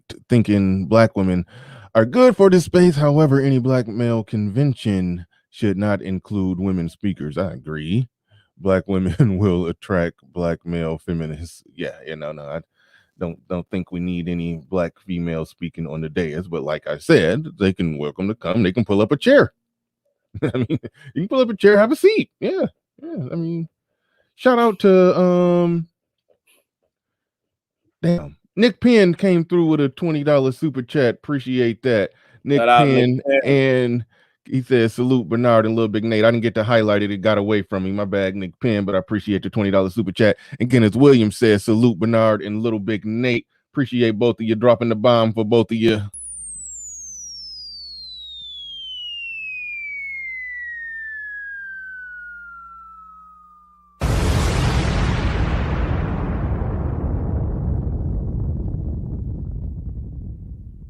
That appreciate that. And this just in, Jessica X just dropped a $100 cash app. She said she want to see the $100 video, so she's dropped a $100 cash app. Appreciate you, Jessica X. Came through hard and heavy with a heavy. I got to put your name down in lights. That's sponsor level donation right there. So appreciate you for doing that. And when I get a $100 super chat, y'all know we gotta get Smokey to help us count the money to make sure it's all there. 20, 40, 60, 80, 100, 120, 140. That's $100. Appreciate you, Jessica, for the $100 super chat. I gotta put your name in lights down there. That makes you an official sponsor of the show. Appreciate you. You were talking about the negative nigga energy or something like that. Turk Turner, Mr. Nigga negativity is what I Mr. Nigga negativity. Yes. Nigga negativity. Yes. We're gonna talk about that one. And I'm gonna get the link dropped out there. Obsidian been wanting that link, so I'm gonna get to put the link out there because go ahead and riff on this one. Go ahead and riff on this one. And get out what you want to say on that one. Then we're going to open it up. All right, cool. Mr. Nigga negativity. Look, you don't have to be part of this. I'm not trying to make you part of anything. Like I said, I don't bark orders at grown men. Those who want to coalesce around this idea or coalesce around a better idea, awesome. Those who don't, you don't have to. Why is there an argument? Yeah, you're addressing the people who just want to shoot shots at the notion, sort of like absolutely. Sister George just tried to squeeze any grape she could to find some reason why it won't happen. Yeah, of course, because that's niggas' default fucking position: failure and defeatism. Keep your fucking negative shit to yourselves. You don't have to be a part of this. And this is not directed at Trey. Trey, I'm not talking to you, bro. But to the niggas who will work against it, I guarantee you, in this space, there will be probably a handful of niggas doing everything they can to derail it. Because that's what effeminate fucking losers do. They derail shit. When men try to get together, they work against it. What do miserable, bitter black wenches do? They're going to speak and work against it. I'm not talking to the woman there who said what she said. I'm not talking to her. But there will be black women that speak against this. Because how dare black men corral and get together and want to handle their business without our direction, without our involvement, without our leadership. And we see where black female leadership has gotten us. Okay? All you do is run our fucking vehicle into ditch after ditch after ditch. That's all you do. I am sick of black women being in charge of our community. All I do is advocate for separation. We need to separate. You unproductive Mr. and Mrs. Nigga negativity pieces of shit can go your way. and the productive class of Black America can go hours. And that the head of the productive class of Black America will be competent, productive, family-oriented Black men. And if you don't like it, go jump off a fucking cliff, you pieces of shit. Leave us alone. How about that? How about that? Go ahead. Oh no, Black- no, Go ahead. I'm good. I'm good. I was just listening and no, I had nothing to add there. I know Deacon Dave had said I missed an important super chat, so I was just going to looking through the analytics to try to find Just let me know when you got it. trying to find that one. The last time somebody said that it wasn't all that important of a super chat, but I'm counting on Deacon Dave. He said, I am so sick of being told what we can't do. Nate, he says, Nate, will there be boxing gloves just in case it gets smoky? I tell you what, I appreciate the comment, bro. No, there won't be boxing gloves. What there will be are hundreds of Black men that are going to beat the living shit out of you if you get out of pocket or start any nonsense. You sure you want hundreds, maybe thousands of Black men staring you down because you're in your fucking feelings about something? No, LilBigNate, I propose that we do it the right way, so the people that are there don't have to no, we get security. We hire security. Absolutely. And absolutely. And you know how Black people do security, where our security kind of don't be looking like security, it just be looking like some niggas in black t-shirts that just beat the shit out you if you do something stupid. That's more than likely. that's what that Black club security be like. I don't think that anybody I don't view them as security guards. I just think them as I view security at the Black club as just the toughest gang in the club. That's it. That's all they are. they just they ain't really security. It's got this little set over there, this little gang over there. The security is their own little set, their own little gang, and you don't want to fuck with them. That's how I view that Black security. That's what we gotta have. We gotta hire Black club security. That's what we gotta do.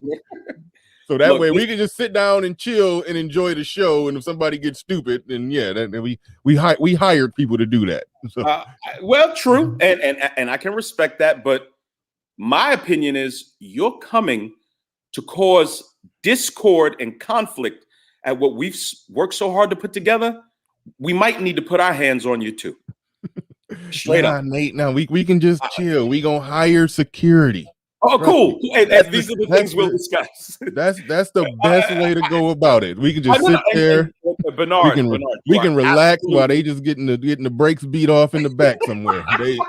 And you're correct. You're correct. I take it personally that you would come here to cause problems. That's what I take personally. You're coming here after all our hard work. After our image is on the line, media will be interested in what we're able to accomplish from coming together like this. And you're going to attempt to derail it. We may need to take you in the bathroom and talk with you. That's what we may need to do. You're not, get out of your fucking feelings. And look, I'm just shooting from the hip, Bernard. I know you're right. You're right. You got your little mean stick. You got a lot of aggression. You ready to get out? Bro, I am so sick of this nonsense. What do we as Black people do? Okay, every other racial group has their lobbyists, their representatives who are scared to death to upset them. We've all seen the town hall meetings with senators and Congress people getting cussed out by ornery, angry white folks. We as Black people, our representatives in the Senate and in the House are celebrities. They're celebrities. Yeah. Yay! Maxine Waters here to talk to us. Yay! The CBC's in town to talk to us. Yay! They're celebrities. Because stupid niggas are told by the leftist media, these are going to be your representatives. We're going to turn them into superstars.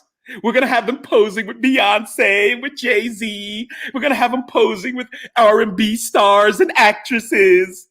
So we don't treat our representatives the way everybody else treats theirs. And this bullshit needs to end. Let me tell you what's the result of this convention.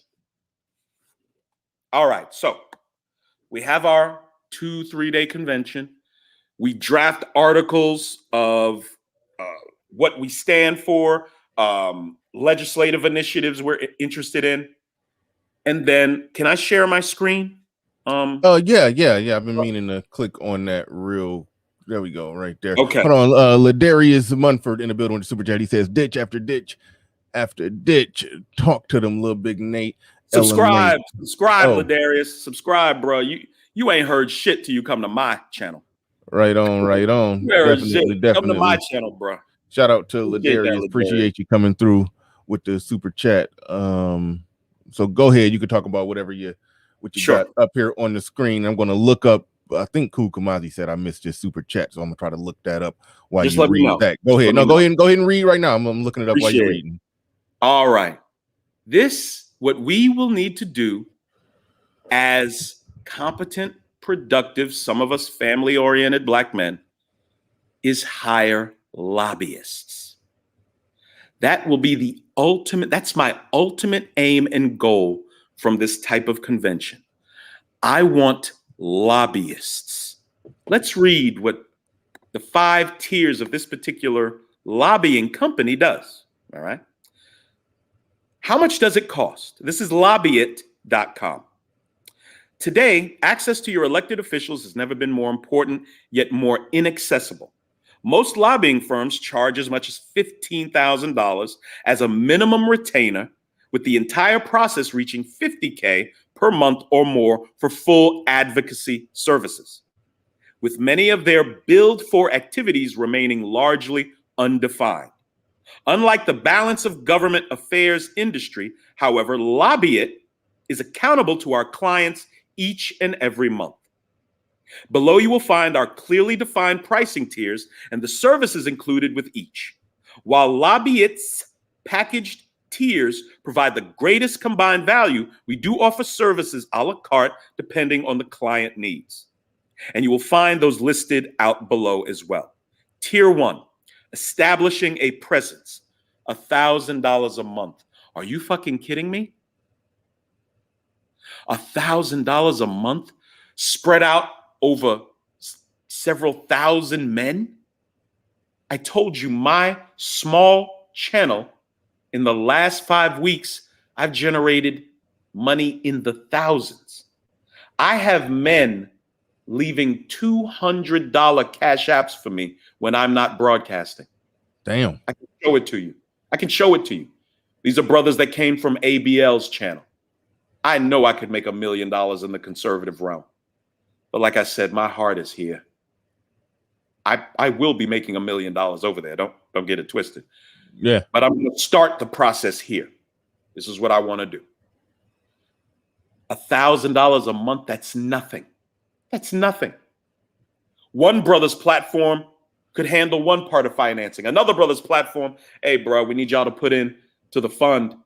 We got to pay our lobbyit.com folks. Check it out. Brother Xavier owns a mechanical engineering company in Charlotte, North Carolina. Brother wants to get access to some state contracts for police cars.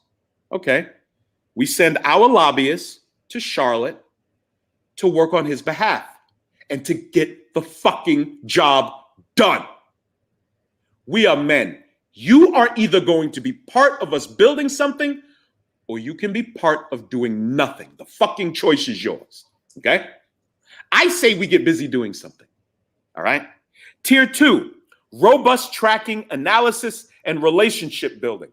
$2,000 a month. Spread out over thousands of Black men. I don't think this is going to be a problem. Tier 3, proactive full service advocacy efforts. Tier 4, nationwide advocacy and grassroots integration. $5,400 a month.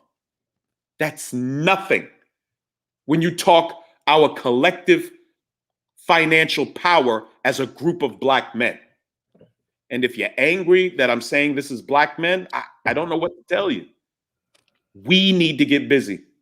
Something you cannot accuse me of is not being pro-black. When I first got on panels, I told you I'm a pro-black. I'm just not the pro-black that you're used to. Okay. Right. Not the I fit in pro-black that. I fit in that same category as well. I know exactly what you mean. I took custody of my children. They were 2 and 5 after my divorce. I don't fucking play, dog. I just don't. I believe in strategic thinking.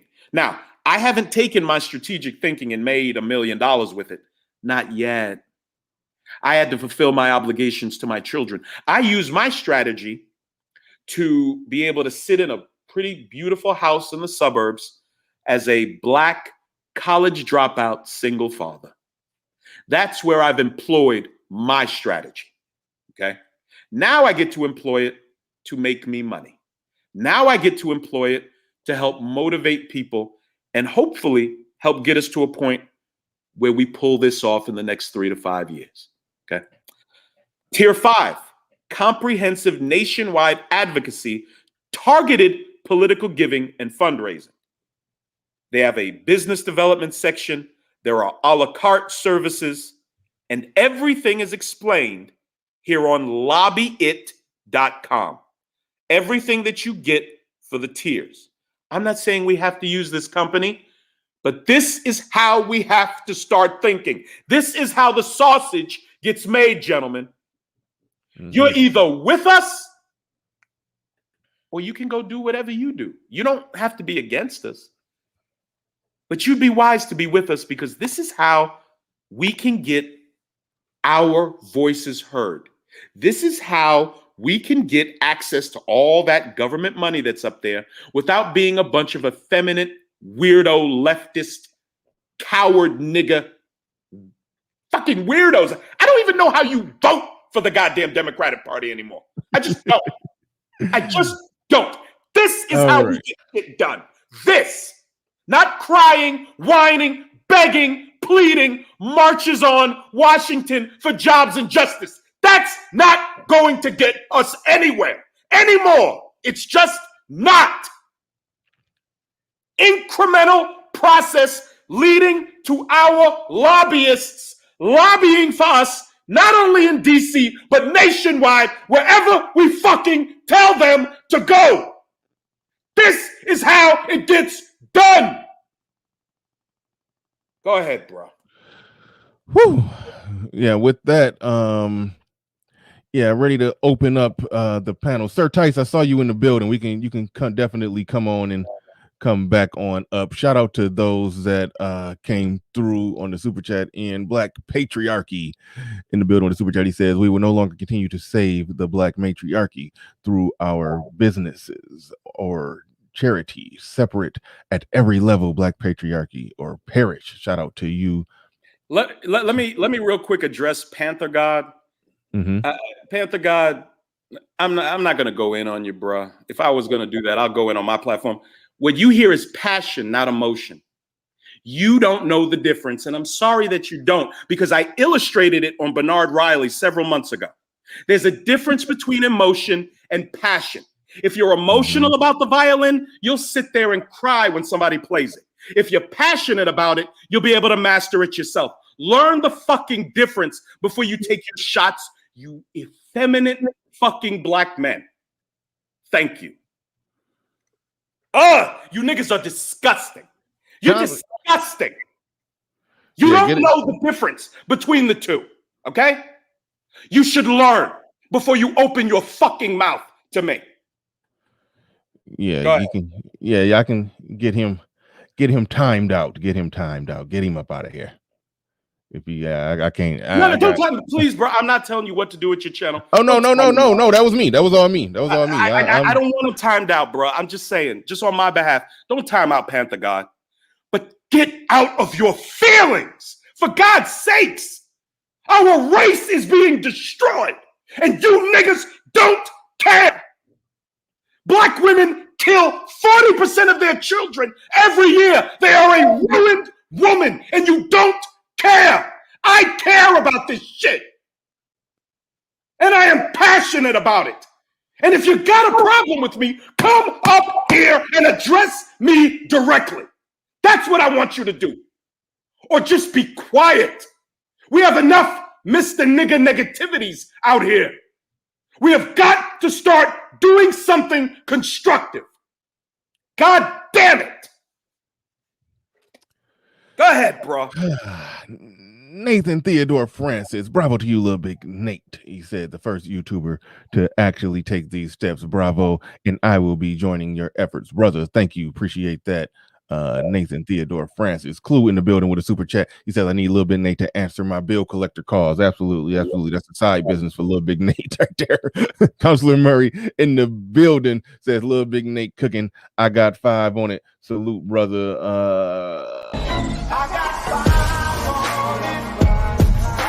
Appreciate everybody who's contributing. And Cool Kamazi did say he wanted me to read a super chat. He said, sorry for the earlier one. He met a live debate in person with the crowd as the main event, mixed with Manosphere subjects. And we don't need no debates, dog. Right, we don't. Yeah, we ain't. We're not there. That happens where people. I understand where he's going. We ain't there yet. We're not It's there about yet. business, bro. It's about drafting our articles of what our beliefs are, what we're attempting to accomplish, and we're going to send lobbyists out to work on behalf of brothers with shovel-ready ideas, brothers who need financing, brothers who need access into their state capitals. That's what we're going to do, because this is how shit gets done with productive men. Either you want to be one or you don't. If you don't, keep your fucking mouth shut, please. All right, we're about to bring in the panel. I saw you hop up, AC Star Talk Radio. Feel free to come back on up, Sir Tice. I saw you were up here. Y'all can come back up. Sorry, I know I had to. LilBigNate was cooking, so I had to let him finish cooking. But no, we about to open it up right now. Says, amen to LilBigNate. For me being blue collar brother, lobby for overtime to be tax-free from the federal government. Why are we taxed more for working more hours to improve ourselves in family? That's an interesting concept. I never even thought about that. But all right, we about to get this thing rolling. We joined by Mumia Obsidian Ali. Welcome to the show. You have the floor. You have the mic. What's going on, man? What is going on? All right. Okay. So yeah, I like the idea of doing our own type of conference, and I have a venue for it, so it's already baked in the cake. So yeah, we just got to put it all together. But I'm down for it. But I think the even bigger problem or issue is, and I said this on last night's show, so it's a matter of public record. My thinking is this, and you got this whole Donovan Sharp thing going on and his side of the fence. Mm-hmm. I think the issue is there is a contingent of black men, I don't know the size, within the black manosphere that want to have non-black mates. Okay. I respect that. But they still want to be in on what goes on in Black America. That's not going to work. The black mainstream view is that once you cross the fence, that's it. Once you're out, you're out. There are black men that want to have non-black mates, that long-term, short-term, but still have a voice at the table on black mating issues, which means by definition, black women. I'm sorry, that's not going to work. You're either all in or you're all out. My thinking is this. There have been some events recently where there were discussions involving non-black women that have kind of gone viral. I'll say this. I can't speak for anybody but myself. I only speak for myself. My position is that good fences make good neighbors. Okay. Mhm. Whether I like it or not is irrelevant. The reality is that we live in a racial world, especially in the United States, and that it's better when good fences make good neighbors. And black men have every right to organize their own stuff. Absolutely. They have every right to do that. Absolutely. Now, I have no problem with the 21 convention. Good on them. Donovan's doing his thing. Good on him. You want to do that? Fine. And any other group that wants to do their thing, great. They go ahead and do that. But my position is I'm with us trying to see. My thinking is this: black people got too much stuff to be thinking about. In practical terms, we got too many problems to be thinking about than be trying to, do the United Colors of Benetton, and we want to link up with everybody else. We listen. We got problems with black men and black women getting along. We need to get that straight. We need to work on that. We need to work on the family formation piece. We need to work on black commerce. We need to work on education in excellence in education. We need to work on getting this political situation straight. See, we got so many things to work on in Black America that just as a practical matter, we ain't got no time to be doing no United Colors of Benetton, kumbaya. We're going to link up with everybody else. We got plenty of stuff right here to work on. We got plenty of stuff to do. We got a lot of work to do. And so just as a practical matter, ideology aside, just as a practical matter, we got a lot of stuff. We got a lot of work, things to work on. And then once we get that out of the way, then we can talk about bringing other people in, linking up with other folks, do this, do that. But we got work to do right here. And the thing I like about what you're saying, Nate, is this is going to separate. Let me put it this way. This is going to find out who's who. If you're a type of brother where your position is you're finding a mate outside of Black America, God bless you. God bless you. I'm with you on that. But that tells me there's limited stuff you can do with this here because it involves black women. And if you're the type of brother that says Black America is done, I don't want no part of it because in part, at least in part, black women, hey, I'm with you on that. But that tells me, by definition, I can't expect much of you. This is where the rubber hits the road here. If you don't have black love, you don't have black anything. You don't have black business. You don't have black politics. You don't have black education. You don't have black civics. You ain't got black anything, man. If you don't have black love, you got black nothing. Everybody else in America understands that the relationship between their man and their woman determines everything else. Everybody understands that, but not in Black America. Black America, we honestly think that we can do it differently and achieve the same result. That hasn't worked. That just hasn't worked. My thinking is we tried everything else. How come we can't try this? That this is even a debate is ridiculous. This is how the sausage gets made by every other group. Either we're going to do it or we're not. If you don't want to be part of it, don't. Just don't. It's okay. You don't have to be part of it. Go do your thing. Go put your thing together. God bless you. I wish you the best. The only thing I would ask Obsidian, are you saying that elaborate on what you mean. If a black guy isn't dating a black woman, like they shouldn't be.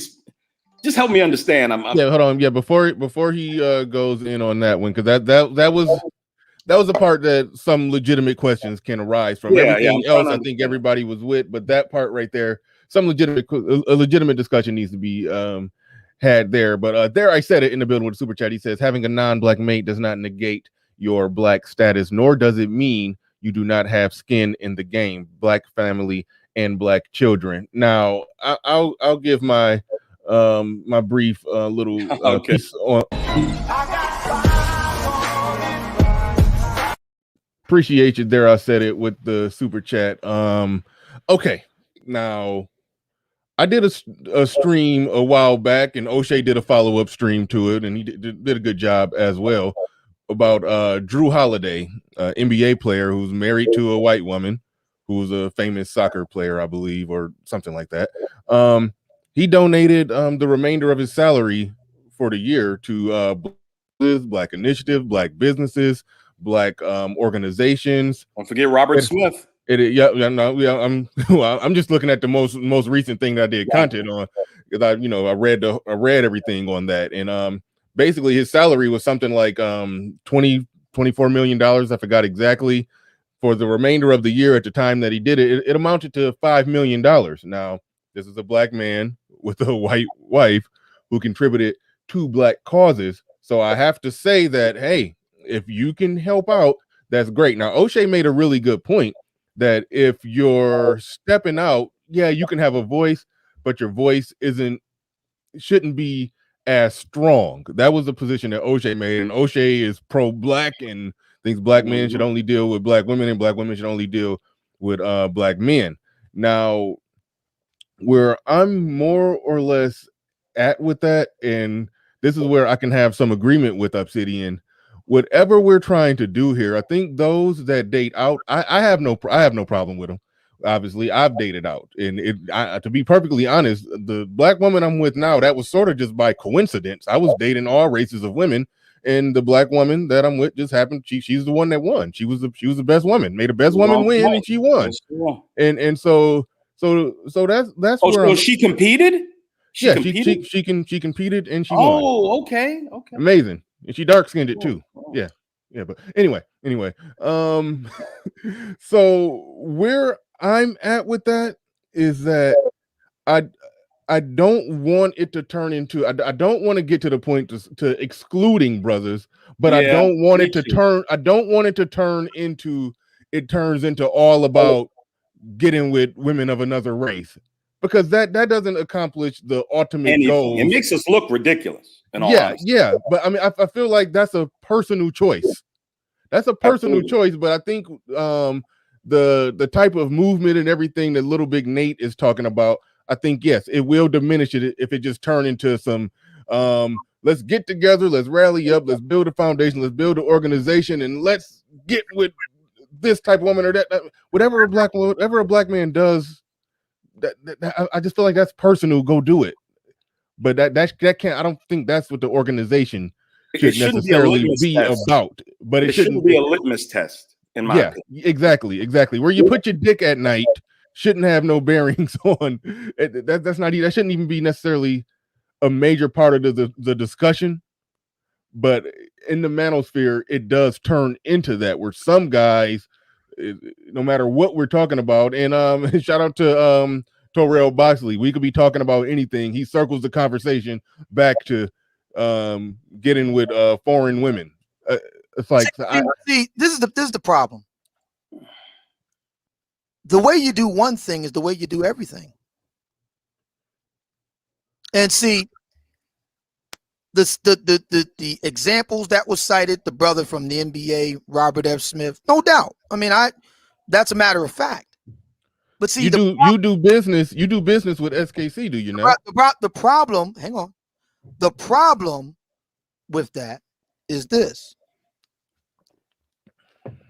For one thing, we have far too much reliance on big fish. We rely too much on whales to get something done. And see, what that does is it's convenient, because that way it frees us all off the hook. This one guy can sink all his money into something. We ain't got to put no skin in the game. I want to see rank and file brothers put some skin in the game. Commit. Go all in. And see, by framing it the way that we're going at it right now, it allows you to have 1 foot in, 1 foot out. That's not how things get built, man. What do you mean? I understand what you're saying when you're bringing up the big fish. If you're about a black business class, if you're about having black political achievement, engagement, power, policy, if you're about excellence in black education, if you're about building a strong community, you're not going to get there without black women, man. I'm sorry. That's why. Hold on, real quick. I know, brothers. I know, brother. I know. Let me say this. Obsidian. No. You gotta hang on. You gotta hang on. It's not that we're not even. It's not an intense discussion. Just let me say this real quick. When you say that, black women have to be involved. I know, and that's why they shouldn't. That's why I think. That's why I don't think we should bring in voices. Yes, we should. They're part of it. They're part of the community. They're part of society. And thus the reason that the organization cannot be about if you want and with it can't be about it can't be a better black society, then you have to ask, how is that supposed to look? Can I chime in real quick, Bernard? Go ahead, LilBigNate. But the only thing that I was saying, well, no, just go ahead, LilBigNate. It was a real small point that we was going to agree on, but I mean, if it was probably not going to agree on. But go ahead, LilBigNate. On my channel, I tell black women all the time, if you want to come up, you have to follow protocol, and I lay out protocol. Some brothers don't allow women on their platform. Some brothers have women on that platform that derail and tear the whole goddamn platform down with their nonsense. I decided when I started my platform that black women, or women in general, but black women primarily, are going to have to follow a protocol. And if they don't, they get thrown off the platform. I've already had to throw a black woman off the platform, but she came back a couple of days later and was calm and cool and sweet and followed protocol, and everything went wonderfully. This is if you listen to my channel, my overall message to black women is this. Number one, I said this on your platform first, Bernard, a few weeks ago. I said, I want fewer ruined black women. That's what I want. I don't make any bones about it. You can call me a simp. You can call me whatever you want. I don't care. You won't say it to my face. That's what you won't do. You won't come up here and say it either. But call me what you want. I'm fine with it. I want fewer ruined black women. The only way for that to happen is for black women voluntarily to come under the leadership. And the first time I said this was on Obsidian show. I said, you need to come under the leadership of competent, productive, family-oriented black men. That's it. And you have to do it before you destroy yourself. Once you've destroyed yourself, all bets are off. Once you've had all your abortions and you spit out all these children, all this other shit, it's over. Once you've had your hot girl summers and your life is filled with regret, there's a good chance it's over. Okay? So I know I'm dealing with a very small contingent of black women that have the potential to come up under our leadership. Okay? And they're relatively going to be younger women. Okay? I just simply want to lay out a track that they can follow to where they can be successful, because we are the men that God himself is in charge over them. Okay? Not all black men. I've never told black women to listen to black men. I always qualify and make distinctions on the type of black men you need to be listening to. There are niggas you should avoid like the plague. Okay? Some of them are in this chat. So I want to jump in that's here. my contention. Yo, can I just say something real quick? Just let me finish. I'm almost done. Let me just finish. I'm all for black women being a part of it, but they can only be a part of it following our dictates, and their involvement will also be limited initially until we know what type of black women are involved. Because I don't know what you guys. All right, we gonna. I don't know what you guys had in mind when I said black women have to be involved. I don't know what you guys were thinking. Who is you guys? I don't know. So maybe that's something that needs to be elaborated. But I thought it was commonly understood, based on the years that I've been saying this, that obviously black women have to be on board with our program. That obviously black women have to be on board with the idea that black men are in the lead. That obviously black women have to be That's supported. not obvious. Well, I've been no. saying that for years. Maybe for you. No. Maybe for you, but understand that everybody's not just looking at you though. I mean, so when that's being said, hold it. no, I hear you, but go ahead. Everybody, I've been saying this for years. Everybody on the panel here has known about me for years. But Obsidian, you're not the president of the black community though, so I understand completely why LilBigNate would have said what he said. No, I'm not. All right. I've been saying this for years. And my thing, and hold on. Okay, so another dude wanted to jump in because I know I was the last one to come on, so I'll come on after he do. Who the other dude say he wanted to jump? By black women being involved, I think Obsidian means that black men who are involved must be dating or marrying exclusively black women. Yeah, that's what he mean by black women being involved. But that's pretty much his point right there. But that's Obsidian's opinion. That's not my point. Oh, I'm sorry. Go ahead. I didn't say the only way you can do this, because you could be exclusively involved with a black woman and be of the black woman the type that LilBigNate was addressing. I'm saying black women of a certain stripe, black women that are in line with patriarchy, black women that are in line with a black man leading the home, black women that are supportive of black men. See, the problem that a lot of black men have here that are taking part of this discussion right now, they are under the impression that all black women ain't supportive. All black women ain't shit. All black women are just deep, dark holes. I have fought that. I've fought that across the Manosphere on platforms. Man, the Manosphere ain't saying that shit like that. Like, it's a couple of dudes, and that's called SYS. All right, stop it. We about to move on because this conversation could be had, and it could be a good conversation without drawing a line in the sand to let's go to war against SYSBM. And I'm not in the business of doing. Yeah, I know. Well, hold on, wait. Let me. Okay. Red sings the blues in the building with a super chat. He said, I left the pro-black movement, too many contradictions. And when it came to black women's, they date white men. So I'll do me. Who cares about pro-black anymore? Nobody said, everybody stop. Everybody stop. Obsidian, nobody said you said anything. I'm reading a super chat. Shout out to Red Sings the Blues. I don't really give a shit. Shout out to Red Sings the Blues. I appreciate you. There, I said it in the building. Says I'm careful not to challenge the but what's to be said for black male agency started earlier. Right on. I understand where you're coming from with that. Right, thinking black women are good for the sphere, but black men must lead. Obsidian agrees with that part right there. Deacon Dave in the building. Has anyone seen Snuggles? 6'4". I'm up. Cut it out. Appreciate everybody supporting the channel. I'm gonna go somewhat in order. Kamazi, go ahead. You got the floor. You got the mic. I might skip Panther God if you come in. Well, never mind. Go ahead, Kamazi. Good afternoon, everybody. Hope everything is well. I think that this can sell. Who doesn't want to debate Obsidian live in person? That will sell. And then it ain't about selling. It's not about selling. Okay, I got something to actually say. I mean, shit. All right. Yeah. We're gonna move forward with that. You know what? I'm gonna go in reverse order. I'm gonna go ahead. Go ahead, Ed. All right. So here's the thing. There's a couple of things I'm gonna say with this. Number one, if dudes are gonna draw that line in the sand, don't ask nobody for money. This with a non-black person. Don't like, because what happens, and I've seen this with Jason Black, and I've seen this with a lot of people, is they say that, and I'm not talking about you, Obsidian, because I haven't observed you doing this, but I'm gonna put Jason Black as an example. Jason Black will interview a guy like Don Peebles, and he will get money from a guy like that.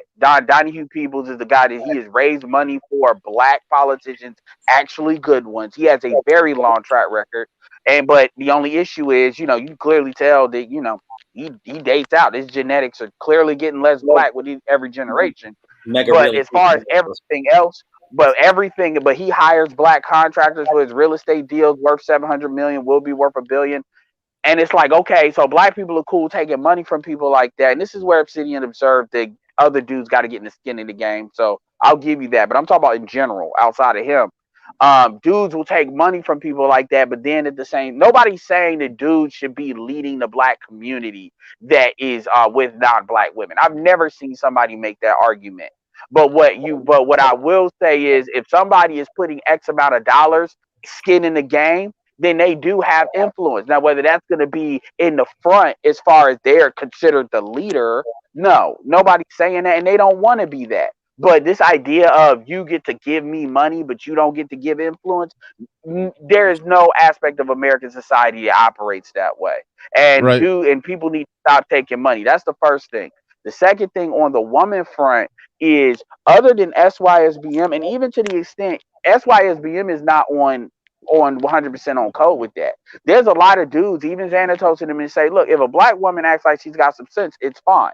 But I'm not going to sit here and come off of what I'm coming off in order to meet them where they are, because somebody's going to say it has to just be with a black woman in order for stuff to move forward. That's what people do, and they hold people hostage to that. Now, certain people are more honest about that than others, and that's why it's only a couple of people. Obsidian is one of them. That when he says that, I will give him, I understand what you're saying, but most 90% of dudes that say that, that's not what they're doing. They're trying to find a way to dick police dudes, and most of them motherfuckers ain't doing nothing anyway. And so what we have to really understand is, I always say this, this last thing, there's only about 20%, if that, of black women that's actually on board with following black things. And those women are going to be silent, because the black women that are not on code will go to war and crush their ass. And I'm glad Obsidian brought this up, because this is where I'm curious what Obsidian's opinion is on this, because this is why I'm going to spin it back to black men. All you niggas that talk about black men need to be with black women only. A big reason why the black women that are on board with black men are quiet is because, I'm not talking about you, Obsidian, I'm talking about a lot of these dudes that say this. It's because collectively, the black women that are on board with black men understand that you niggas will not protect them against these bad black women.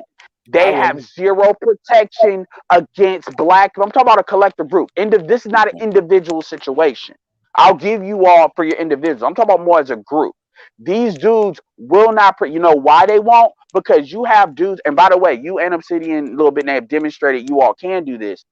Most of these dudes cannot delineate between good black women and bad. They see them as the same. So when you look at Kevin Samuels, as Kevin Samuels pushed the envelope on really checking women in the way that he has, what you see is other women are starting to speak out more as they have somebody that's kind of moved the kind of battle lines forward. And Obsidian's been a part of this too. I'm not gonna, and O'Shea, I'm not gonna take that away from y'all.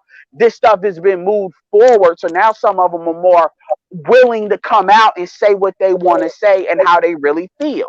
But this idea, and Kevin brought this up yesterday, he said that women have, black women that are feminine and are on board with black men have to go after these black women.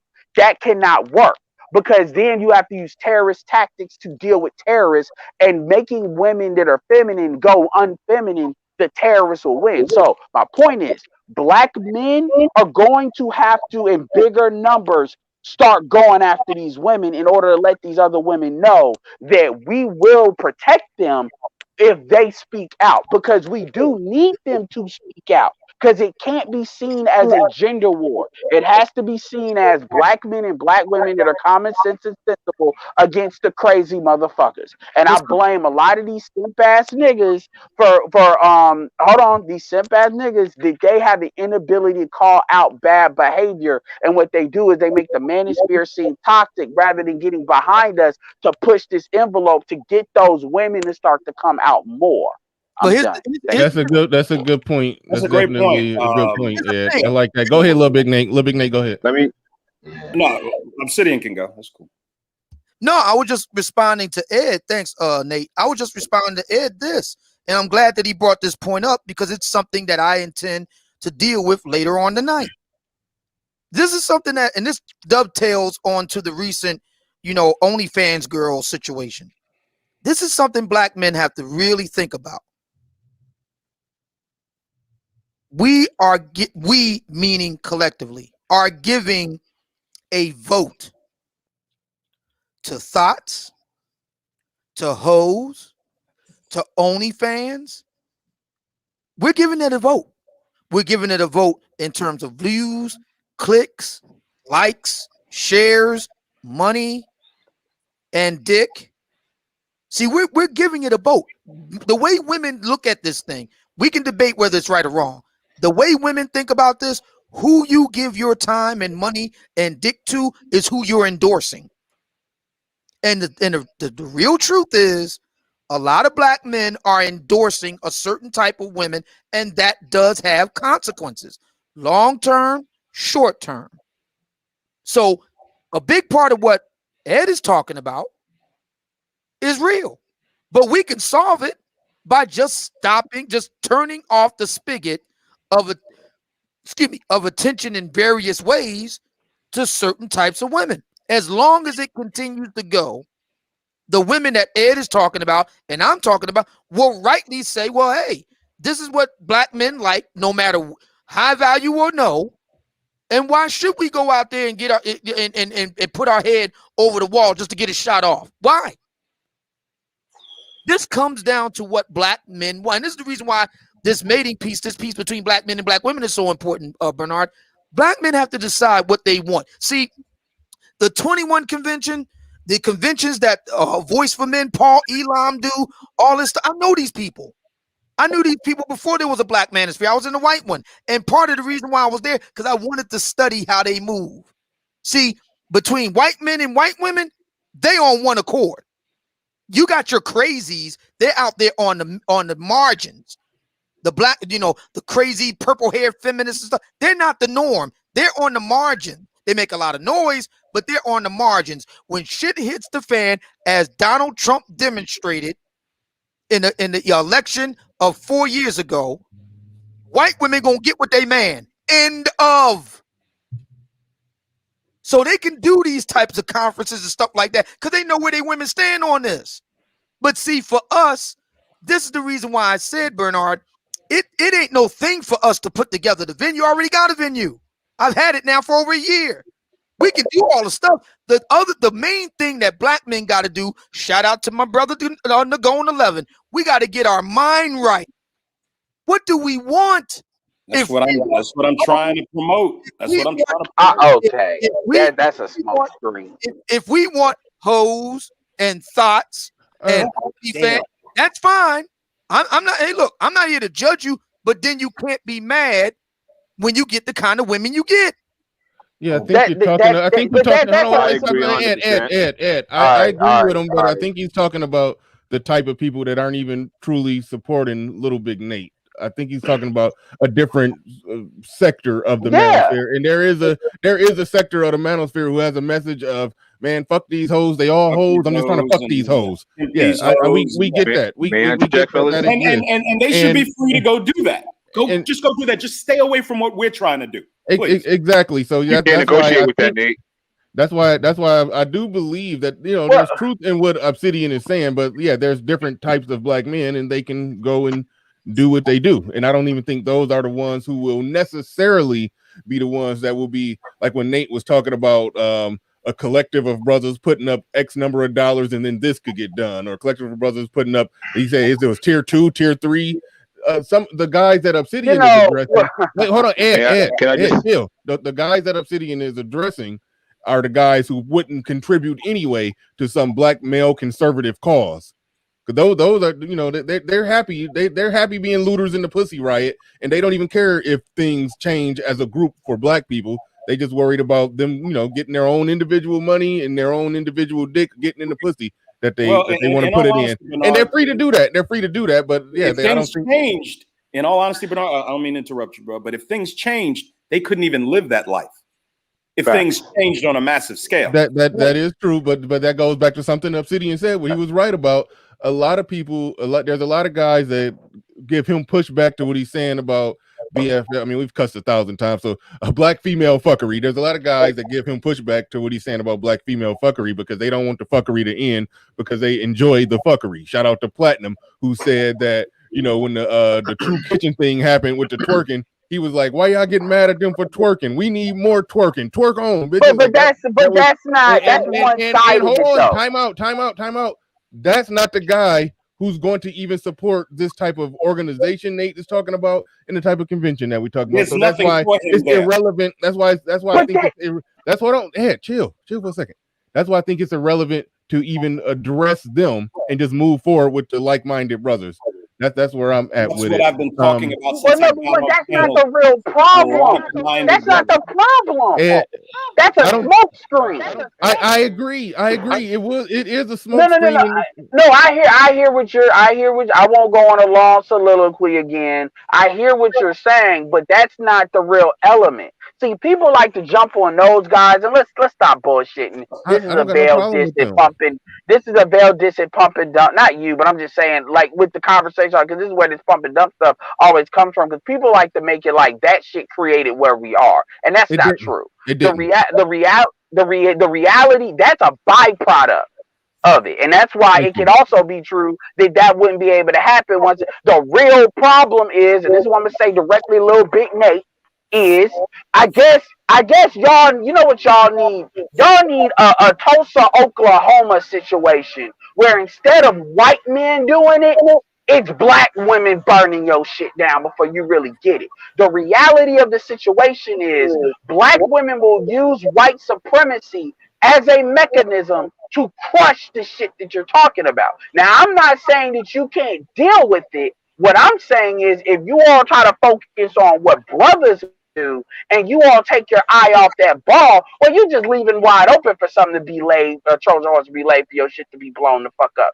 Your notion, what you talk about creates the thing that if a black men in collective numbers do the right thing, then women are just gonna have no fucking choice but to start to act right. And I'm gonna tell you that y'all completely underestimate the amounts that women are willing to go through, our women, to crush that shit.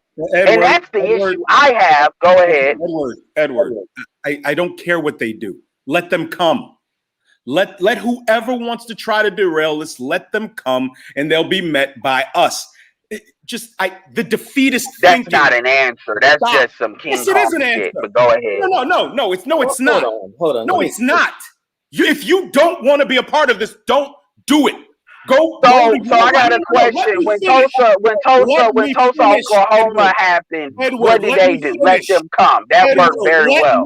Finish. Go to your rostrum and say whatever you want about how damaging and devastating this cabal of black bitches will be. I don't care. Let them come. Let them fucking come and try to do whatever they're going to do, and they'll be met by us. If you don't want to be a part of it, go to your rostrum and talk against it. That's your business.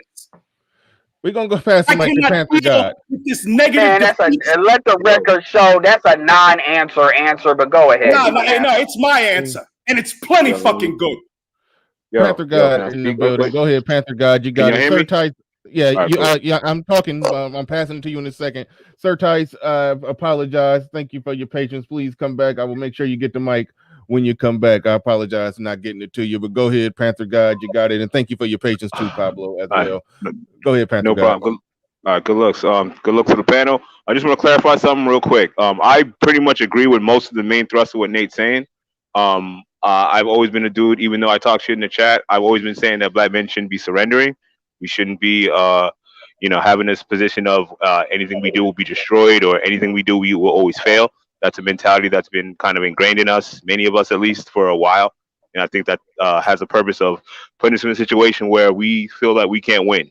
We can't rule our environment or our communities, and we're out here just running around, going to everyone else's community, trying to feed off of what they've created, and that's going to have a backlash effect eventually.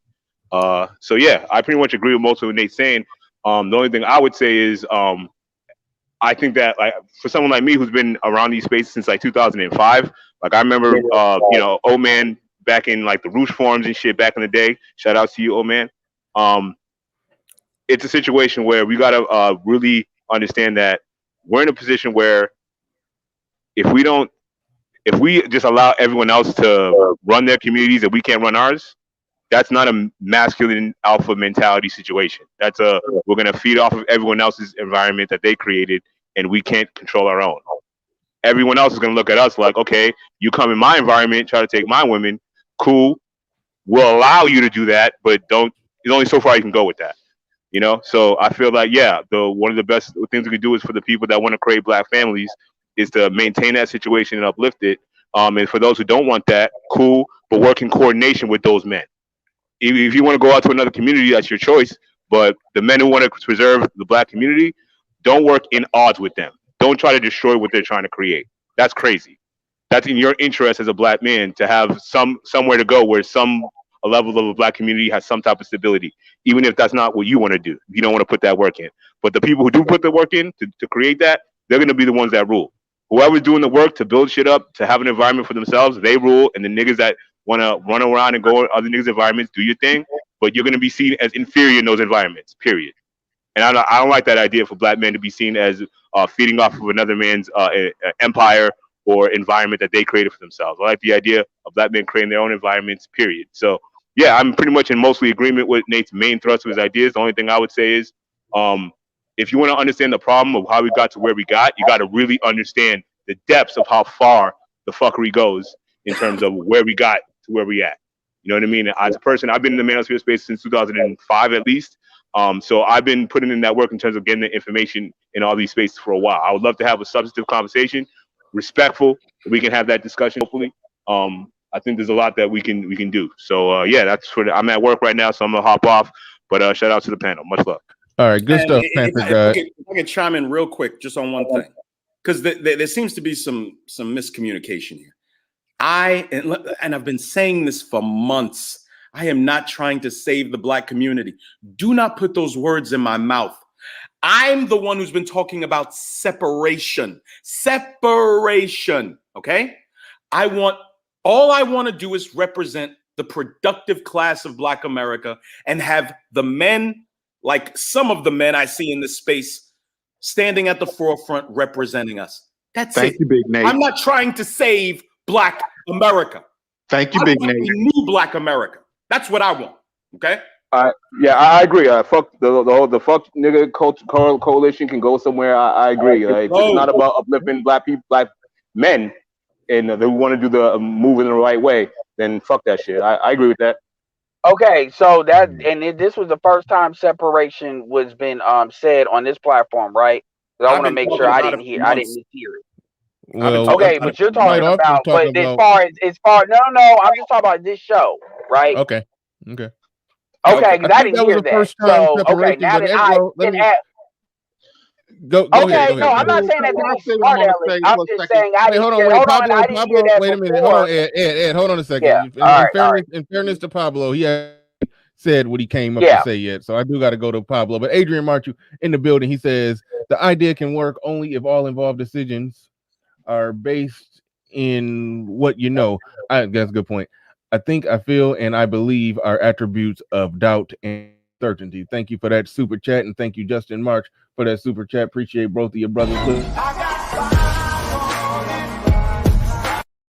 Thank you to the brothers putting 5 on it. Appreciate you.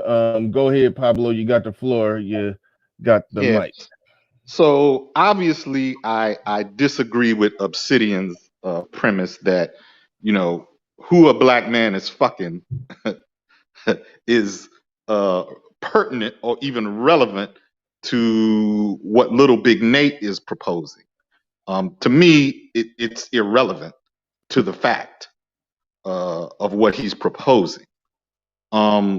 We as black men all have a collective cultural reputation to protect. Good shit. Yep. Who I'm fucking matters not. Because when I turn on my television set or go onto my computer and some wild wildebeest is jumping up on a couch, twerking and shit, they don't care who I'm married to. They associate that shit with me. And I'm tired of that shit. And soon as we start that bullshit about who's married to who and are they black and this, but next thing you know, they'll be asking, well, who's black and who isn't? Don't start that shit. Yeah, I wouldn't do the litmus test shit. We're grown ass men here. We're here to represent men's issues. Whoever you fucking, that's your damn business. We're here about the business. That's Yeah, where and when that's you where want I'm it, at, and where I totally agree with you, Pablo. That and when people don't, yeah, my bad. Ed, I think me and Ed ought to sync a little bit, but go ahead, Ed. Go ahead, Ed. No, I'm trying to be good. I'm trying to be good, but you know, it's not. It's all me. I'll jump in after you. If we can get to Sir Tice, man, before Yeah, Sir ahead. Tice. Yes, Yeah, Sir Tice. yeah. Sir Tice. Go ahead. Coach Ali's Corner in the building with the super chat. He says, I'm late to the show, but shout out to BR and the panel in the chat. Happy Friday Eve. Appreciate you, Coach Ali, with the $10 super chat bomb drop.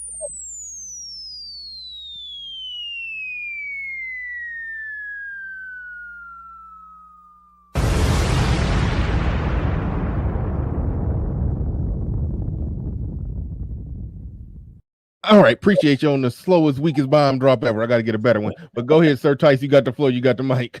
Hey, salute to the panel, Chad, what have you. Sorry about jumping in and out. I'm juggling phone calls, and I learned it's just best to turn this off when I'm taking my calls or whatever.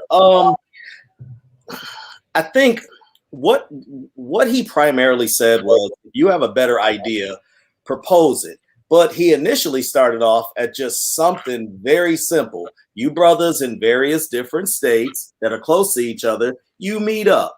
He's talking about a 3 to 5 year plan or what have you. And if it's a better idea, it's a better idea. I don't see what the problem with that is, with that. I mean, how we got to who you fucking and this can't work. I mean, he was just talking about how you lay out the snowball to lead to the avalanche.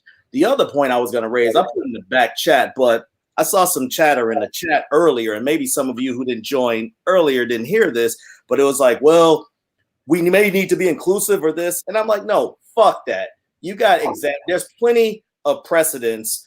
You got Savior's Day, 100 Black Men, various fraternal conclaves, Black NBA Weekend. Hell, even in KS's group, you got regions of people hooking up. Then you got Jack and Jill having their little reunions that they don't advertise. There is a precedent of this, of Black people coming up. And the reality is that whenever you do these type of things or conferences, because I've helped set these up, if you get just a 10% rate, you're doing great. Most of the people won't show up. And if it doesn't appeal to you, don't show up. But hell, I don't see the issue in just starting with the first phase. Brothers in regions who want to meet up, meet up. Those that don't. I was doing this. It's funny you had said this that way, Nate. I don't know if Silent Lamont is still in the chat, but I was telling him I was going to be in Dallas sometime in the summer, and we should hook up. We were talking about the flow of things, but everything else. I mean, damn, can we just start? Can we just start with the snowball first? No, some niggas just need to fight against anything we're trying to do. It's one more thing. I asked Obsidian to ask you to read that about Lasher. Just real quick. Okay. I mean, brothers, I don't care if it sounds corny or not, but the brother Lasher's going through his heart transplant. And then I just get an alert right now. LaMarcus Aldridge is retiring from the NBA because of an irregular heartbeat. So fellas, no time is promised, So there we go.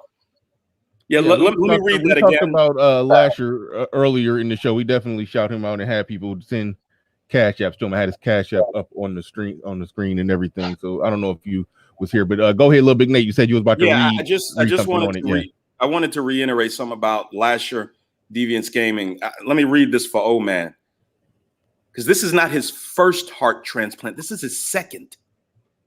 This is the text he sent me on Tuesday. It says, "Sorry, I couldn't jump on. O-Man got me through my first transplant. You and Sir Tice will get me through the next one. Just know that I'm here to support you, brothers." He had a heart transplant. That heart is given out, and he's in the hospital waiting on a second one. So please, I've been dropping his Cash App link. Please send this brother your well wishes.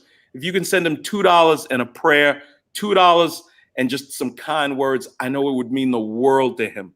Please send it. He has dropped coin on many of our platforms. We corral around our own. Please look out for this brother. I'll drop his link in a thing again. Please, if y'all would do it too. Shout out to Flim Flam. Appreciate the $5 super chat. Appreciate it. Yeah. yeah, man, that's second that's, heart that's transplant, dog. yeah, that's the part that got me. The second It's a one, problem. yeah. It's a problem with just brothers hooking up regionally, right? I mean, we can't even get that one together, right? No, black women are going to come and destroy it, so we shouldn't do it. I guess. I don't give a fuck what they do. Fuck them. Yeah, I wanted to respond to something Pablo said that was pretty interesting. I'm noticing the word choice, not just from Pablo, but Bernard also used it. There's a number of brothers in the chat room. And that word is fucking. It shouldn't matter where we put our dick or who we fucking. That's interesting. Because I didn't say anything about fucking. I didn't say anything about where you putting your dick at. I said, if you don't have black love, you don't have black anything.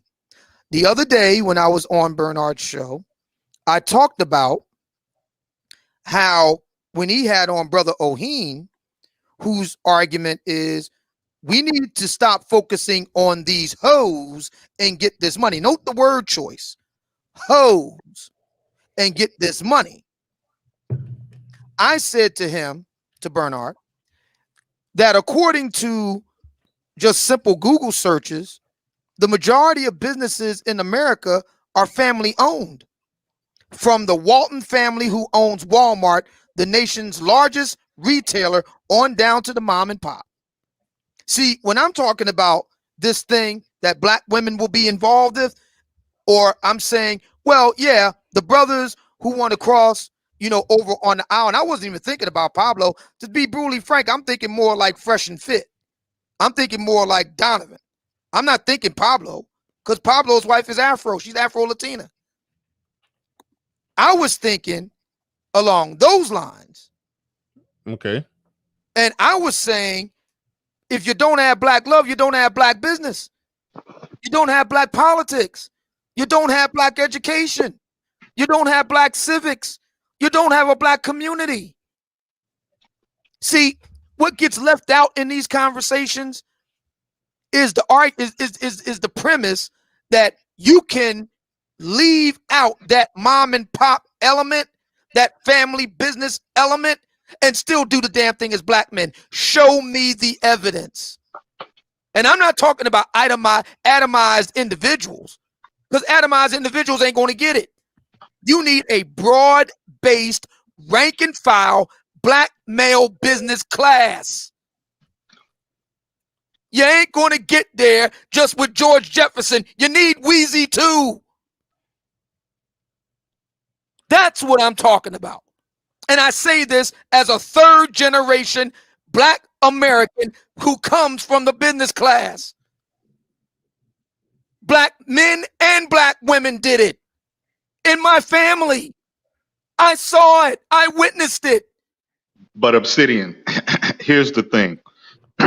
Well, real quick before you go, Pablo, real quick, when you said Obsidian, when you said that the people like Donovan and Fresh and Fit, like of course, that I don't see them getting on board with nothing like what LilBigNate was talking about. So they would we don't have to exclude them. I think they would exclude themselves. I'm not talking about exclusion. I'm being descriptive. I'm not being exclusionary. Yeah. People like that. No, they wouldn't be involved regardless. Rather you exclude them or describe them, I think they automatically doing their own thing. Either way, they're not. Oh, and by the way, for Gabe A, because this is where we're gonna get at. I suggested for those black men, if they are high value and just simply can't keep the one woman, I suggested a solution, Gabe. So this is the part where you don't listen. See, you guys just want to play gotcha. You don't listen to understand. I said a solution to that could be surrogacy.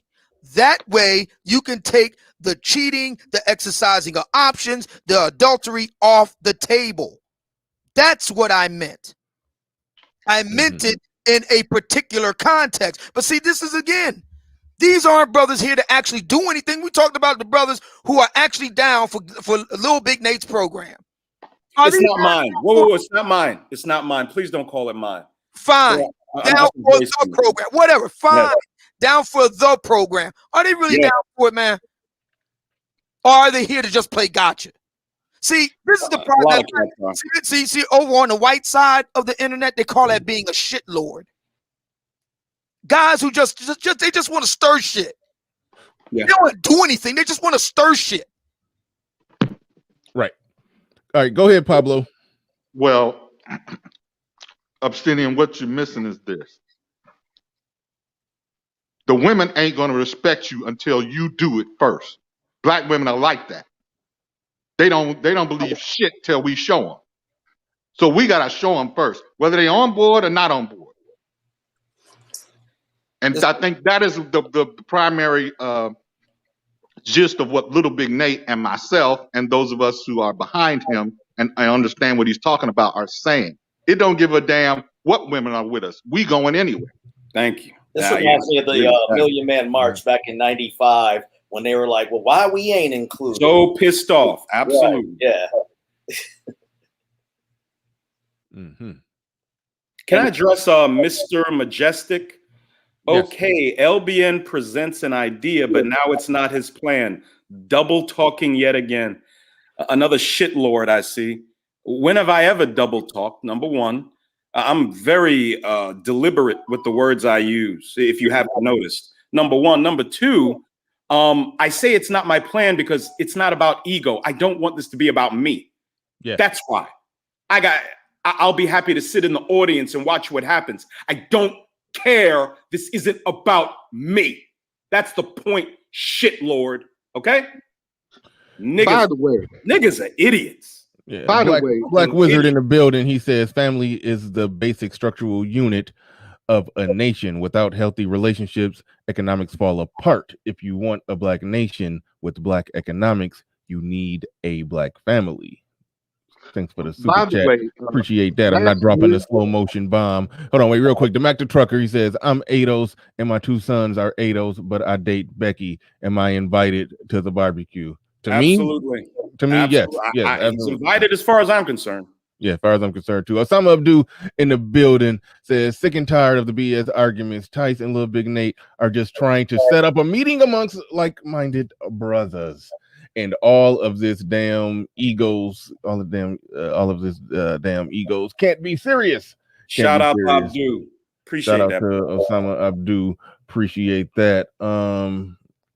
Yeah, and hold on real quick, because I just saw heavy-handed $50 super chat just come through. I don't even got a setup or nothing to drop for the $50 one yet, but man, I appreciate it.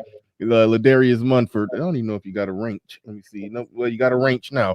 Ladarius Munford in the building says, anything that's related to women, they are in full stand with their issues.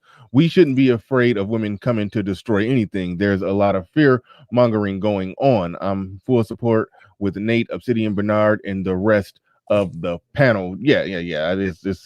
It's nonsense to think that they're going to ruin it. And I like what LilBigNate said, bring it on. And in the event that they do ruin it, okay, they found a weakness in they found the weakness in the Death Star. Okay, we need to build another Death Star without that without the little funnel to you know. No. What we should do is not attempt to do it because black women are going to come destroy it.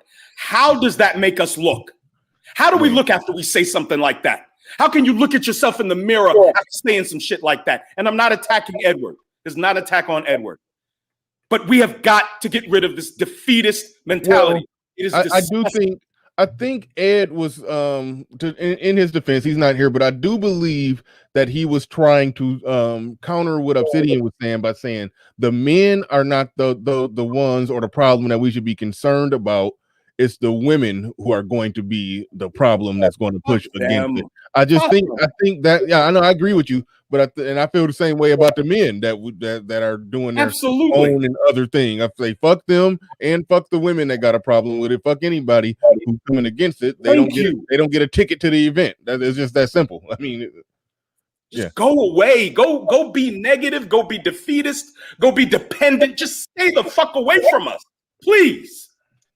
About a year ago, I was at a Super Bowl party with my Afro-Latina wife, and I asked her, "Who are you rooting for?" It was the Patriots.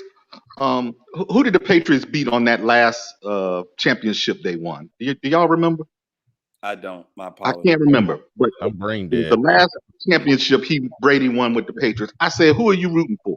She said, "The winner." Atlanta. How could you forget that living there? Oh yeah, no, it wasn't Atlanta. No, it was Atlanta because they lost to Philadelphia the year after, and that was Brady's last, I believe. Okay, we're not in the barber shop. We got Google. We got the all-seeing eye Google. We don't got a barber shop. Hold on. The point is, I asked her, "Who are you rooting for?" And she says, "The winner." Women are looking for the winner. Doesn't matter what color they are. They rooting for the winner. So we need to go out and win. I don't care if they coming, they not coming, they thinking about it, they don't like it. We needed to bring them along. No, we going. We gonna hit the hill hard. Well, again, my question becomes, how does that see? There's a fundamental difference here. Like I said, I come from several generations of black businessmen and black businesswomen. I watch black businessmen and black businesswomen in my family work together. So if that's not going to be the argument, that's not going to be the model, or we're going to chuck that and get another model. Okay, how do we propose to build up this black business class without black women involvement? See, there's no precedent for that. Obsidian, who said without black women involvement? I didn't say it. Well, if the my contention is it will be a very small contingent argument, of black women that will even be dealing with. Hold on. If the argument is that it should not be predicated on who we're fucking, I noticed that word again. We should focus on this money and not these hoes. Very interesting word choice. Okay, I didn't say these hoes. I did to be provocative. I said to be provocative. No, I very, very rarely say hoes, but I did to be provocative. I did say it shouldn't matter where you put your dick at night. What I am saying, you know that's colloquial. You know that's colloquial in this space. What I am saying, stop playing coy. What I am saying, no. What I am saying is that the word choice that we use says something. Yes, I know, and some people do that, and there are people in this space that literally believe they all hoes. That's not the view on this channel. So, but I understand you bringing that up, but overall, that's not the view that we have. But nobody said it should be done absolutely. So how are we exclusion of black women? Nobody said that. Okay. So if black women are to be included, then we have to find out exactly how they're going to be included. I'm asking a question here. I can answer it. Go ahead, LilBigNate. Go ahead, let LilBigNate answer it. Let LilBigNate answer it. How they would be involved in this process?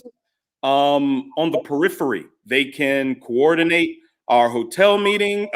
They can purchase. No, that's not what I mean. That's not. That's the only involvement they would have. No, that's not what I mean. They can decorate the tables and chairs and lay out the. They can cook the food for us. That's not what I mean. They can pick the blinds and the color. They can color coordinate the blinds and the drapes. I'm not talking about the conference itself.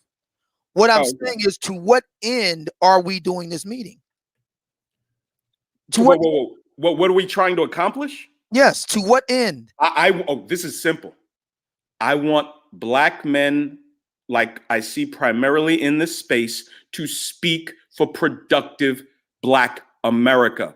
And I want lobbyists working on our behalf for brothers all over the country who are attempting to start their businesses. All right, so give me one concrete. Because see, my bailiwick is a black male business class. So my thing is, we need to build up a black male business class. I'll give you mine. I want overall better outcomes for black people. And it's true that you don't get overall better outcomes for black people without black families. So yes, black families matter. Hashtag black families matter. But somebody like Pablo, who sees the power of what's going on and wants to support it and be a part of it, that's no problem either. But this is what I think you're truly fighting against, Obsidian.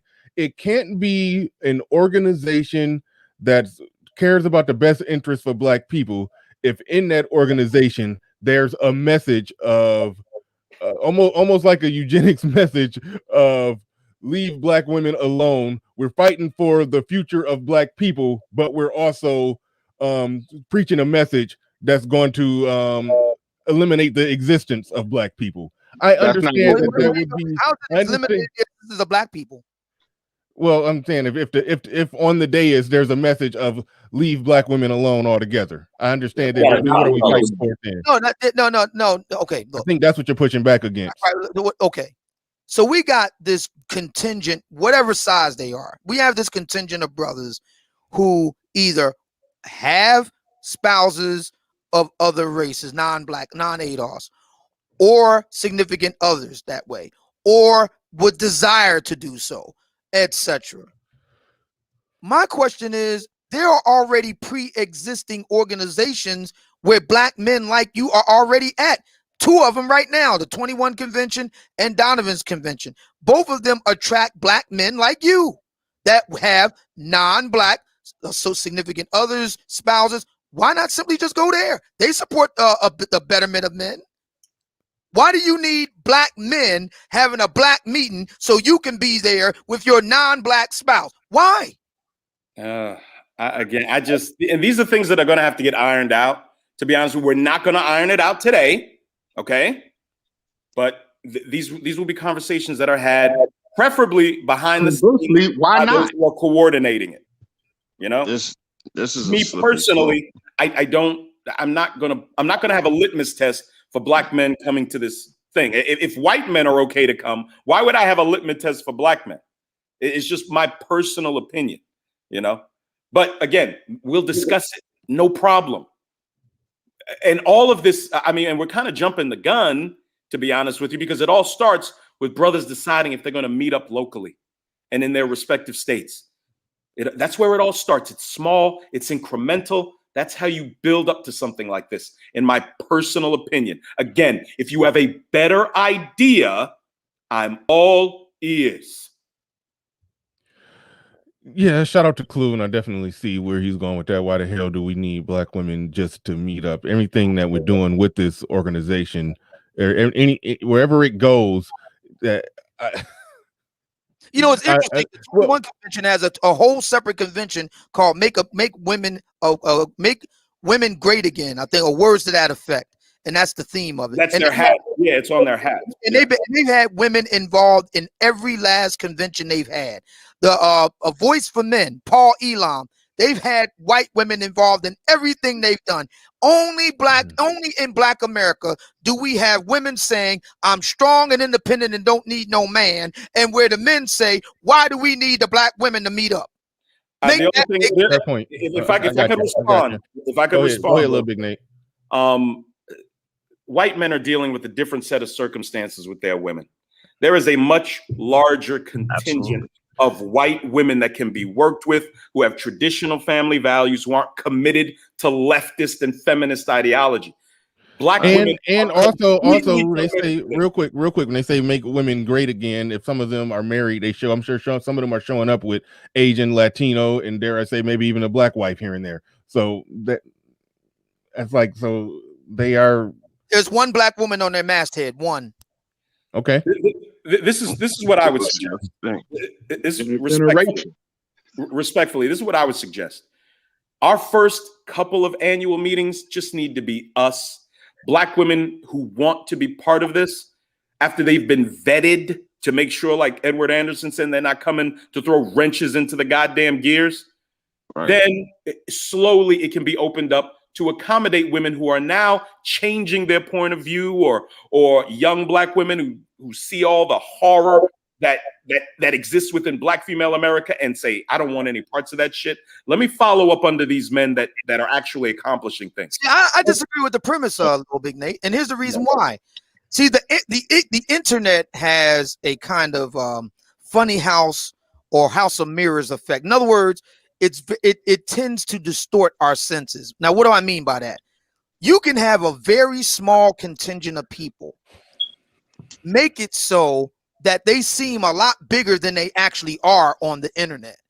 See, I argue that the contingent of real, I call them the loudest voices in the room, the lady from Seattle effect, if you will. Those black women do exist. I'm not denying that they exist. I'm not saying that their numbers aren't nothing, but I'm questioning the idea that they represent the vast majority of black women. I'm not so sure about that. We need to put that to the acid test. That's a tough one, Obsidian. I think that's kind of rough. I think we're approaching 50% if we're not at 50%, bro. The vitriol and the dismissiveness of other people's feelings that you see come from a lady like that, I see in black women all over. See, it's way up there. On the internet, the lady from Seattle can say all kinds of, and there have been studies that have been done on this. The internet enables people to say stuff that they just would never say in actual real time in society. And so what we need to do, because because of this funny house effect, this distortion, what we need to do in real time is find out how many black women are who honestly believe there ain't no such thing as a high value black man. I ain't getting in line behind no black man, no matter what they do. See, I think that's a lot of capping. I think that's a small number of black women who are miserable, aggrieved, and alone. I think the majority of black women, if you gave them a real choice, would think long and hard before they go the Lady of Seattle route. Well, the only thing I would say in response to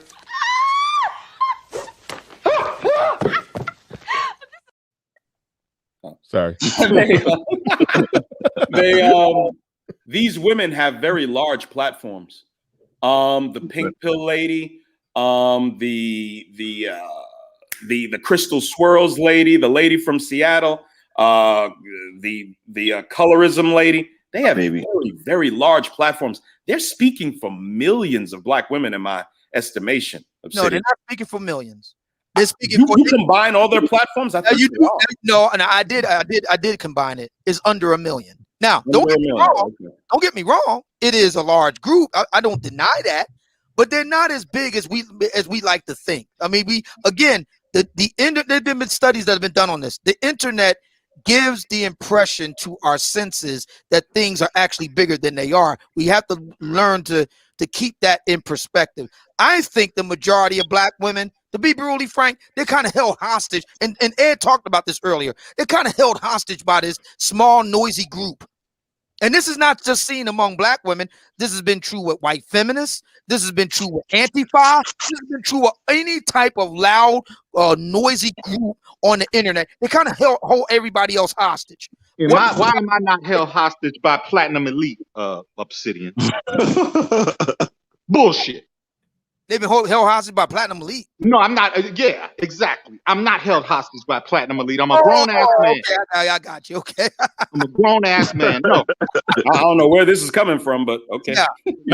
I get his point, though. Indigenous TV in the building says black men will never choose tangible self-improvement if it does not include a pathway to sex. It's like how Democrats never agree to immigration reform without a pathway to citizenship. Thank you for the Well, see, the only thing I would say to brother Indigenous is to hell with those black men. We got to stop worrying about the collective. Yes, we are all I care about are like-minded black men. That's it. And the bigger the platform, the bullhorn, the what do Obsidian call it? The mega the megaphone, the jumbotron or whatever. Yeah, the more that these ideas and values are put out on the jumbotron, it increases the probability of us creating more like-minded men. Absolutely. And sort of growing the army, so to speak. And that's where we're at with it. But it's some who will not be saved, just like with white people. It's some that never leave the trailer. White trash. Who came up with the adage white trash? Yeah, white folks did. Exactly. We got to go to Kadash Shaya. I don't even know if this is your first time coming up here, but I'm glad to have you. Appreciate you coming on through. Go ahead. You got the floor. You got the mic. How do you pronounce your name? Because I can't. Yes, please. Yeah. It's Quadash Kaya. The Quadash Kaya. Quadash Kaya. Gotcha. Yeah. Sorry about that. I've been getting you wrong all this time, but Quadash Kaya. I'm gonna forget, but Quadash Kaya. Got it now. Got it for like at least the next 5 minutes. All right, go. Hey, peace in the chat. How's everybody doing? You're doing great. Doing great. I'm really enjoying this conversation, but see, my gripe with the whole thing, with what Obsidian is saying with the whole, as far as like kind of mandating you having a black spouse is a large slippery slope. You understand what I'm saying? Because like if we make it make sense. Explain it to me. All right. Be careful. Be careful when you say make it make sense. You're gonna have to give either a shout out to Tommy Sotomayor, or he's gonna. No, I'm just playing. be careful saying that. Be careful. Be careful. Tommy Wildin'. I want him to pull up on us. Shout out to Tommy. Shout out to Tommy Sotomayor. Go ahead. The thing is, all right. If we set this up and we get this thing off the ground, right? This movement would be will be like spearheaded by Gen Xers and even some millennials. But if we're doing the requirement that you gotta have a black wife and stuff, so on and so forth, does that mean we're gonna have to screen the Gen Zs? Because it's no secret that Gen Zs is already dating out like in the tune like 50% or more. You know what I'm saying? So like if we're doing something, if we're building something that's supposed to be for the next generation, the generation after, you know what I'm saying? Are we gonna devote them into only dealing with, keeping it black, keeping the black woman, or Yeah, we already answered that question. The white. Well, Obsidian, you don't have a wife at all. No, that's right. You don't have a wife at all. You got a living girlfriend. That's it. I don't have a living girlfriend, but I do it. But you're right. Well, even less than that. So what if we came up with, you gotta have a woman, you gotta have a girlfriend, a wife. You want to go down there too? I'll do it. Yeah. Okay. I would. This is how the issue could be resolved. What'll happen is we'll have a planning committee. The issues will be brought up, and a vote will be taken, and then that's the end of it.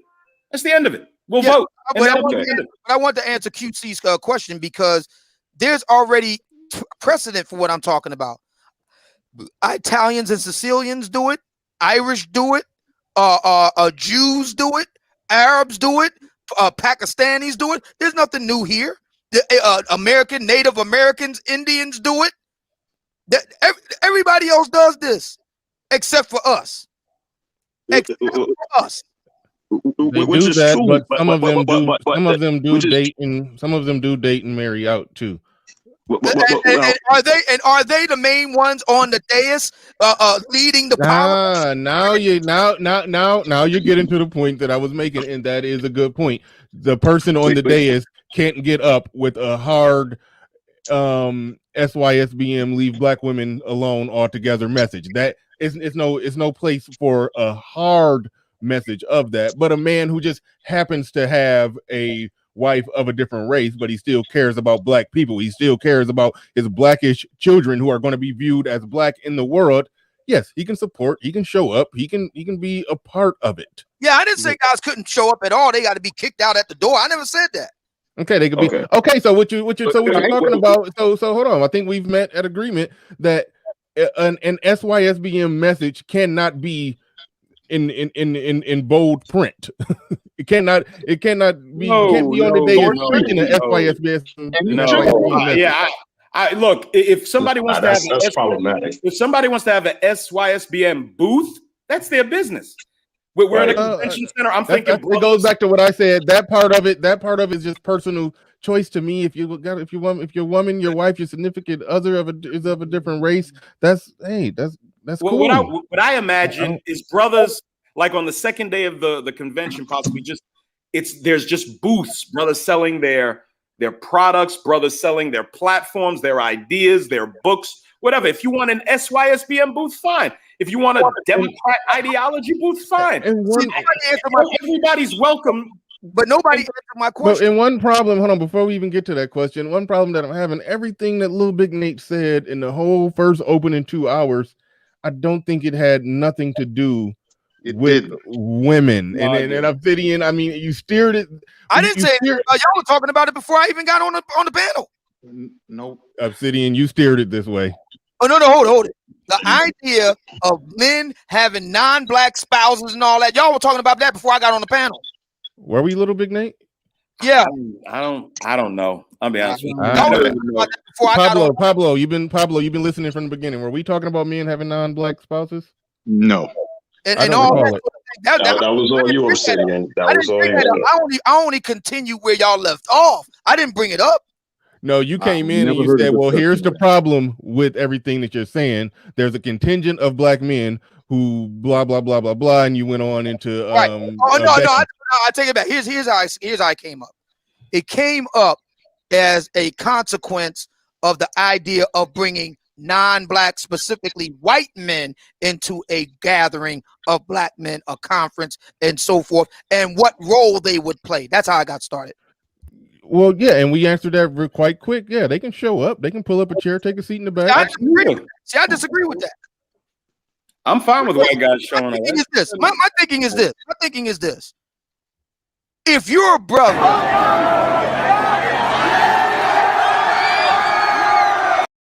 I'm sorry, I had to. If you're a brother and you want to commiserate with brothers from other mothers, we already have people that do that already. You got Donovan's conference, you got 21 convention, you got a voice for men. Why do we need to make another one so we can do the exact same thing? Why? Because this is the only conference where black men will be in charge of what's being discussed. Then why can't black men are not in charge of what's being discussed? Why can't black men do it on their own then? We are doing it on our own. My contention is that I don't care if a couple of white guys show up. I don't care. I do. And this is somebody that voted on. Somebody has to be voted on. Nobody showed up yet. And this is somebody who has extensive experience in the white manosphere. If that was the case, I wouldn't have went on ahead and co-founded the black manosphere. I just would have stayed in the white one. My thing is this. I don't care who shows up. We're in charge. Let them sit. Let them listen. Do what the fuck they want. I don't care. Yeah, and that's just it. And that's just it, LilBigNate. I do. Then we have to iron it out. That's what we have to do. All right, we're gonna go to. We need. Hold on. Wait. Go ahead. Okay, I already forgot. QC. All right. My man, QC, go ahead. And then we gotta go. We gotta go to the coon. We gotta go to the coon. All right, but go ahead. So my whole thing is this. Here comes okay. My whole thing is this.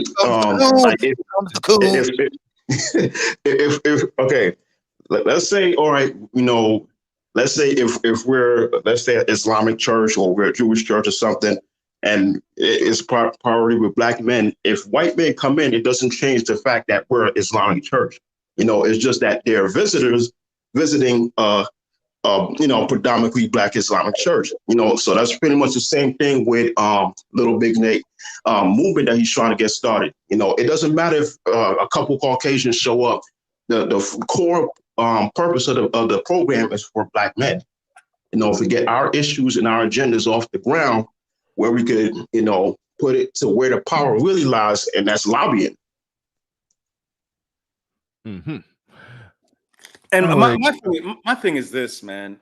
I'll be honest with you. There have been white men through my history in the last 20 years after I got custody who have helped me tremendously. I'm not tripping off a white guy showing up and pulling up a chair, and if he wants to talk, he can talk.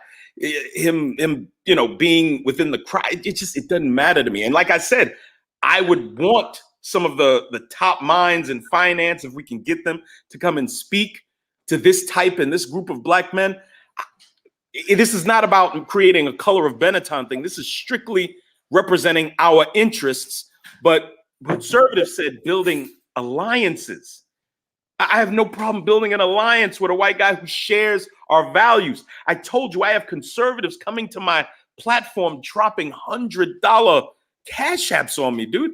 And again, it's not, and that's not, well, hold on. That doesn't mean that I'm acquiescing to them. I have told them repeatedly, black men sit at the heads of these tables.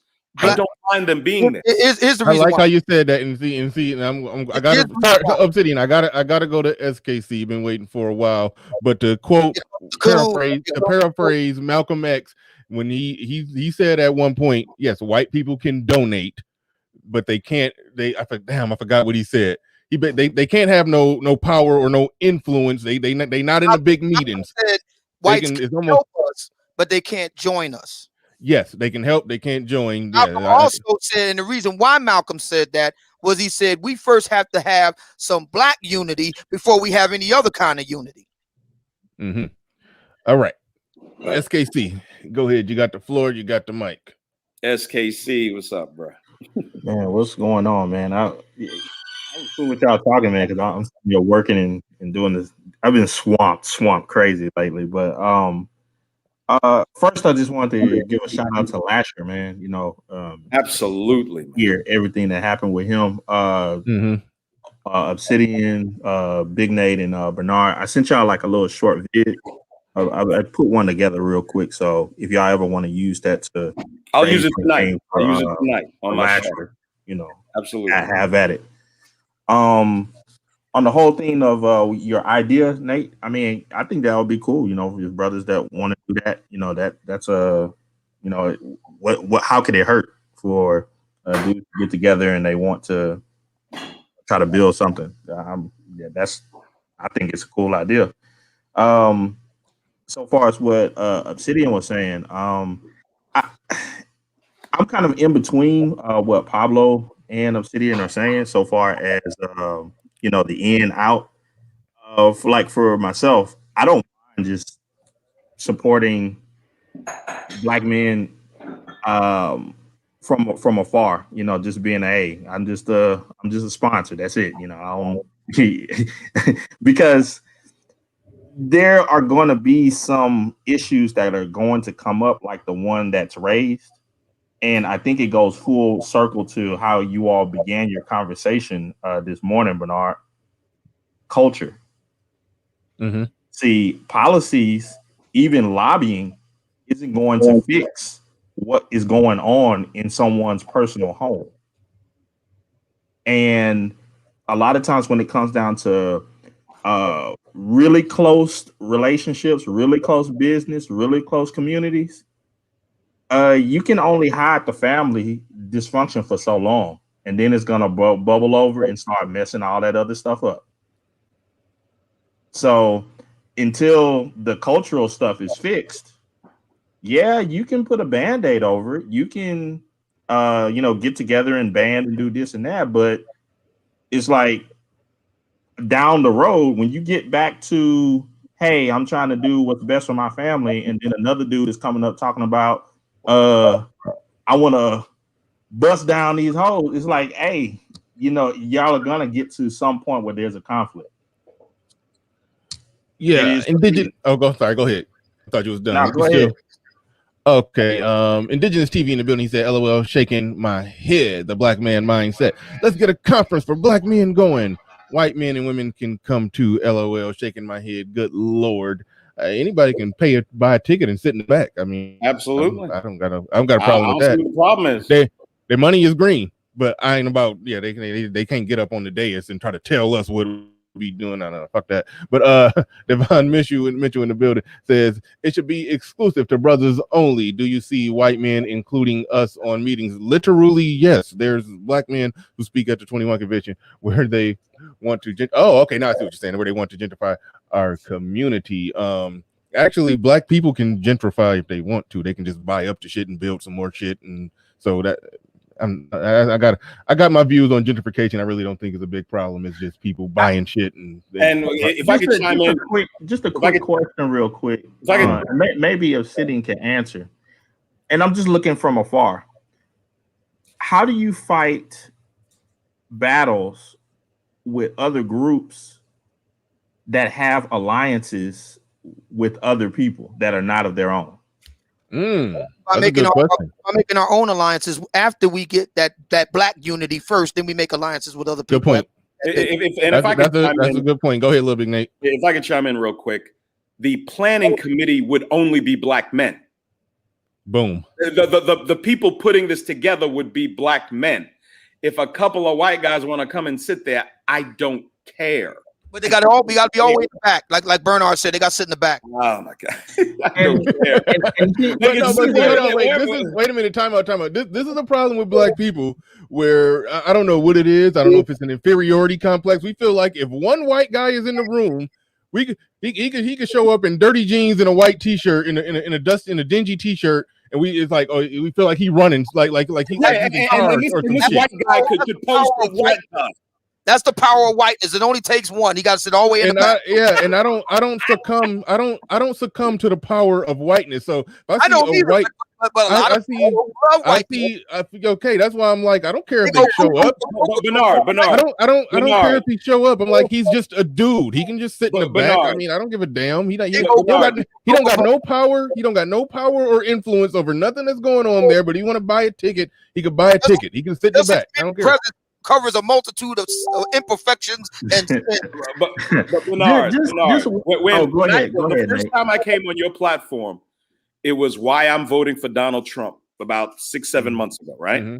In that broadcast, I said, I don't care what white people think. Why do you care so much fucking what white people think? Why are you so afraid of them? Why do they live in your head rent free? Why do you think there is a white boogeyman under every can of grape soda and bag of flaming hot Cheetos? Stop. Right. I'm not scared of these people. I'm not. All right, we gotta go. We gotta pass it to Trey to MBD. We got one too many coons on the panel now. Go ahead, Trey. What's going on, man? We can't deal with all this coonery now. We was having a pro-black conversation, and here come these coons sneaking in like the white man trying to take over everything. But go ahead. Hey, no cooning from me today, man. But salute to Nate, man. Nate, man, you know, man, I love all your ideas, bro, and I support you too, 1,000,000%. And me and Nate go back and forth. But I'm gonna tell you something. I want nothing but the best for brothers. But here's the thing. What I want from brothers is to succeed. And if I succeeded in a certain way, I'm gonna show brothers how to do that. If they don't want to do that, oh well, don't do like me. And you know, my question for you, old man, is this, bro. Yeah. Like, watch you lead something versus me. I was married to a sister for 16 years. I got 4 black kids. You know what I'm saying? Where's your knowledge come from over mine? You know what I'm saying? Because of the fact that I'm not plowing Becky right now. I'm not plowing Becky either, bro. My wife's Dominican. Oh, is she black? Nope. So what does that matter? So if Pablo's wife is Dominican and passes the paper bag test, but mine doesn't, come on, man, you're getting in some black supremacy silliness right there. No, I'm not. They're both Dominican. No, so what's the issue? No, I'm not. Well, you're American, and so is Archie Bunker. So should we let Archie Bunker in the group? So what's the issue? What's the issue? Are you a black supremacist, old man? You know, old man, I support you, and I got to get a copy of that book signed, by the way. I got to get one from you. Thank you. But that's my question, though. Like, where are we? You're American, and so is Archie Bunker. So that, by that logic, Archie Bunker should be in the group. I don't give a shit if Archie Bunker comes. I don't give a shit. Like you said, he's in the back. I'm talking about brothers. If we're gonna show brothers an option, why not show them every option? Because they already got those options. It's not like they don't know it. It's not no secret service. It's not so closely guarded state secret. Brothers already know about that option. Well, we gotta have a conference to promote that option too. No, but we can tell them, hey, you get a passport, and oh, by the way, if you get a passport, make sure she passes the paper bag test. Come on. That milks for me. Get you on the Mara La Negra sister. She's in. Hey, you know, to me, I don't really think it matters that much because I'm able to concede. Even if O wanted to say, hey, go that route, I'm able to concede that because I think seeing black men achieve something and to grow, if that's what it has to take, that's what it has to take. I don't see no issue with that. And to add to that, I think it's notable to state that, you know, SYSBM comes up, but who are the SYSBM guys talking about? Give me the mic, give me the lead. Thank you, SKC. That is a really good point. I don't think nobody said that. And like I said in Lil Big Nate's opening, he wasn't talking about SYSBM guys showing up trying to take the mic and push their ideology on a conference or on an organization. I love when Lil Big Nate was breaking down having an organization for black men and what it would take to get it running and how much money we can do this with and do that with. Yeah, all man. Of that. All of that. No SYSBM guy came in through the back and said, yeah, but what about them white bitches though? Nobody said that. I use bitches just to be provocative. We got to be careful because in any group of black men larger than about 10, invariably at some point somebody gonna jump up and say, "Where the white women at?" That's your quote. That's you and Nardine thing. Okay, so I have a question. I have a question then. Oh, so and this is just a hypothetical. So let's say you have a dude in there and he doing his thing. He'll be the strong supporter or whatever. And then for whatever reason, him and his old lady, they don't make it. And then he get him a white woman. Is he out? Is his years of service debunked now? What you gonna do? All right, number 16 in the building with the super chat says, can't really trust something that is supposedly for black men or black people, and you are fine with other groups joining in. Depends on what you mean by joining in. Little Big Nate said it best. They can't be a part of any of the planning. Yeah, they're not part of the planning committee. No. They ain't got shit to do with shit. But if we are selling tickets and one of them buy a ticket, are we going to have, as I mentioned, that hood ghetto club security him them up at the door? And another thing, you're talking about sabotaging. That would be the quickest way for us to get sabotaged and railroaded through the fucking media, denying people access who want to buy a ticket and come. Jesus Christ. I'm not worried about people coming. They can buy a ticket. They just got to sit in the back. We'll talk about it. Jessica X in the building. And by the way, Jessica X is a sponsor of the show today. She dropped a $100 cash app and she comes back through the $5 super chat. She says, okay, so maybe say what the advantage of having white people there is. There is no advantage. There is no disadvantage. You have people like Jessica X there. Isn't she mixed? Damn. Isn't she mixed? What's the advantage of having half black people there? If Jessica wants to come, then that would be very difficult because Jessica is a biracial woman. She got biracial exotic. That changes things, huh? Oh, this is the reason why we got to put her up at the hotel over across the way. She can watch her. She doesn't pass the litmus test. She doesn't pass the litmus test. She doesn't pass the Amara La Negra test. She got to look like color purple. Yeah.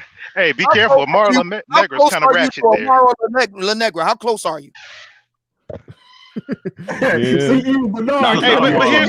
was a good one, SJC. That was a good one. If you're excluding white women. but I like them biracial bras, but we got to exclude no interracial mingling. But when if it happen to be a fully grown interracial woman that look good, okay, she's in. Come on in. But it'll be a right. Jessica can walk in the building and you escort her out and say, "Nah, she can't be there." I think you're gonna lose some brothers, man. Oh yeah. What you talking about? That's why I said we can't even let her in the building. She got to go watch TV. I really don't think it'll be an issue. I mean, at this point, it's a fun conversation, whether or not white people be there. Shout out to Avadale being Israel. He said, if I see white people, I'm not coming, period. I don't think it'll be a big deal. If we do put together something, I mean, if a few white guys buy a ticket, they buy a ticket. It's not going to make no difference on me if they come or if they don't come. And I think it's kind of ridiculous that we're having a conversation about it. It is. Hey, Nate, one thing, Nate, I like to throw out a suggestion. But people, hold on, real quick. People who are listening now who want to get the gist of what this was about, please rewind to the beginning and see what Little Big Nate laid out. He probably started laying it out at about the 30-minute mark of the show, and he laid out a lot of really nice stuff. Go back there. The conversation has been all over the damn place right now. But if you want to get the gist of the points that was made, just go back to the beginning. But metaphorical tactics in the building with the super chat. I appreciate that. I haven't been playing Appreciate that. And also we got who we got in here. I think number 16. Did I already read that? And he said the fact that they are in is a problem. You can't accept money long term with some influence being gained. Bullshit. They can send all their money and they could not have no influence. Like you can literally draw a line in the sand. If they get mad because they don't got no influence because they donated some money, okay, then stop sending your money. Bye. You know, it's like y'all act like black, like we just can't think through a problem on the fly. These niggas are terrified of white people. You put white. These niggas are terrified of white people. You make it white, it makes it bright. Niggas are terrified of the white man. I'm not. It's the same thing if you get a pog in there. If you get a fat ass white girl in there, the whole thing will come unglued.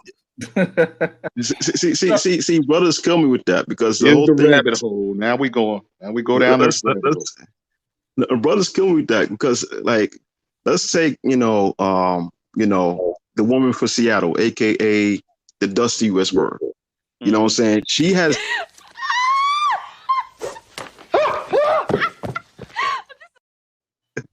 Yeah, y'all got to shout me out when you use "Lady from Seattle." I came up with that. You need to shout out LilBigNate when you say that. Thank you. All right, shout out to LilBigNate. All right, the lady from Seattle, aka the Dusty Whisperer. You know, she has male contributors, and that hasn't even changed her her stance in the least. They like that. What I'm saying? So if anything, brothers need to have that same resolve. Yeah, like some of these same. Those are the brothers that really like that Dore Milaje look. The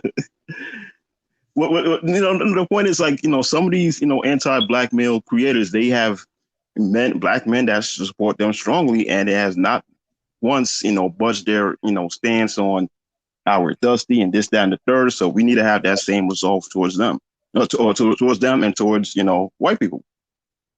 You know what I'm saying? Don't care if some rich white guy donated $1 million. It's the same result. I don't give for black men only where they're at the table.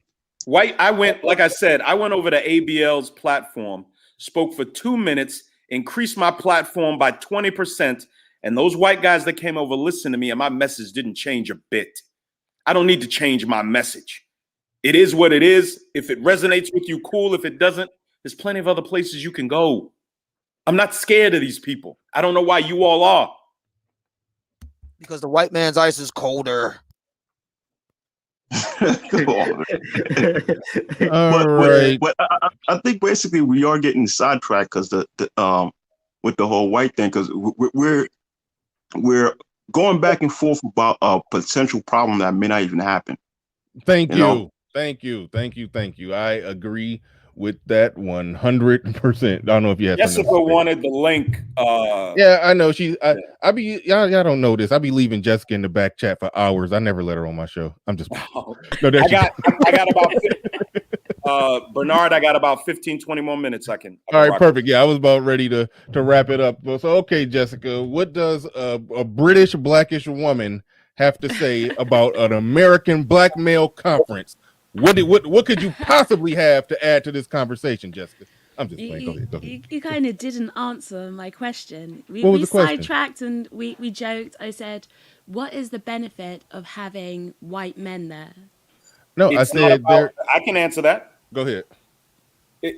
It's not about benefit or lack of benefit. I don't give a shit. I'm open and ready for anybody to hear what I have to say or what we have to say and what we're doing. It is open to the public. There's no secrets. I don't give a shit. I just don't give a shit. Okay, so that's the answer. Nate, you'll film the event, right? It'll be filmed. I'll film it.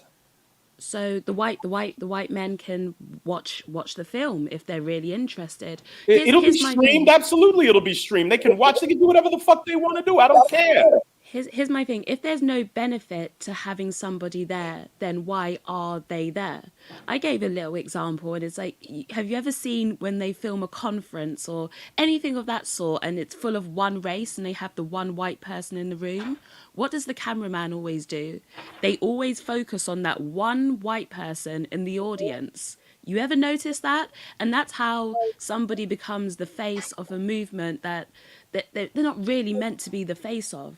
And if that's you're a good point. That's a good point. We'll hire our cameraman and we'll say, "Don't do that bullshit."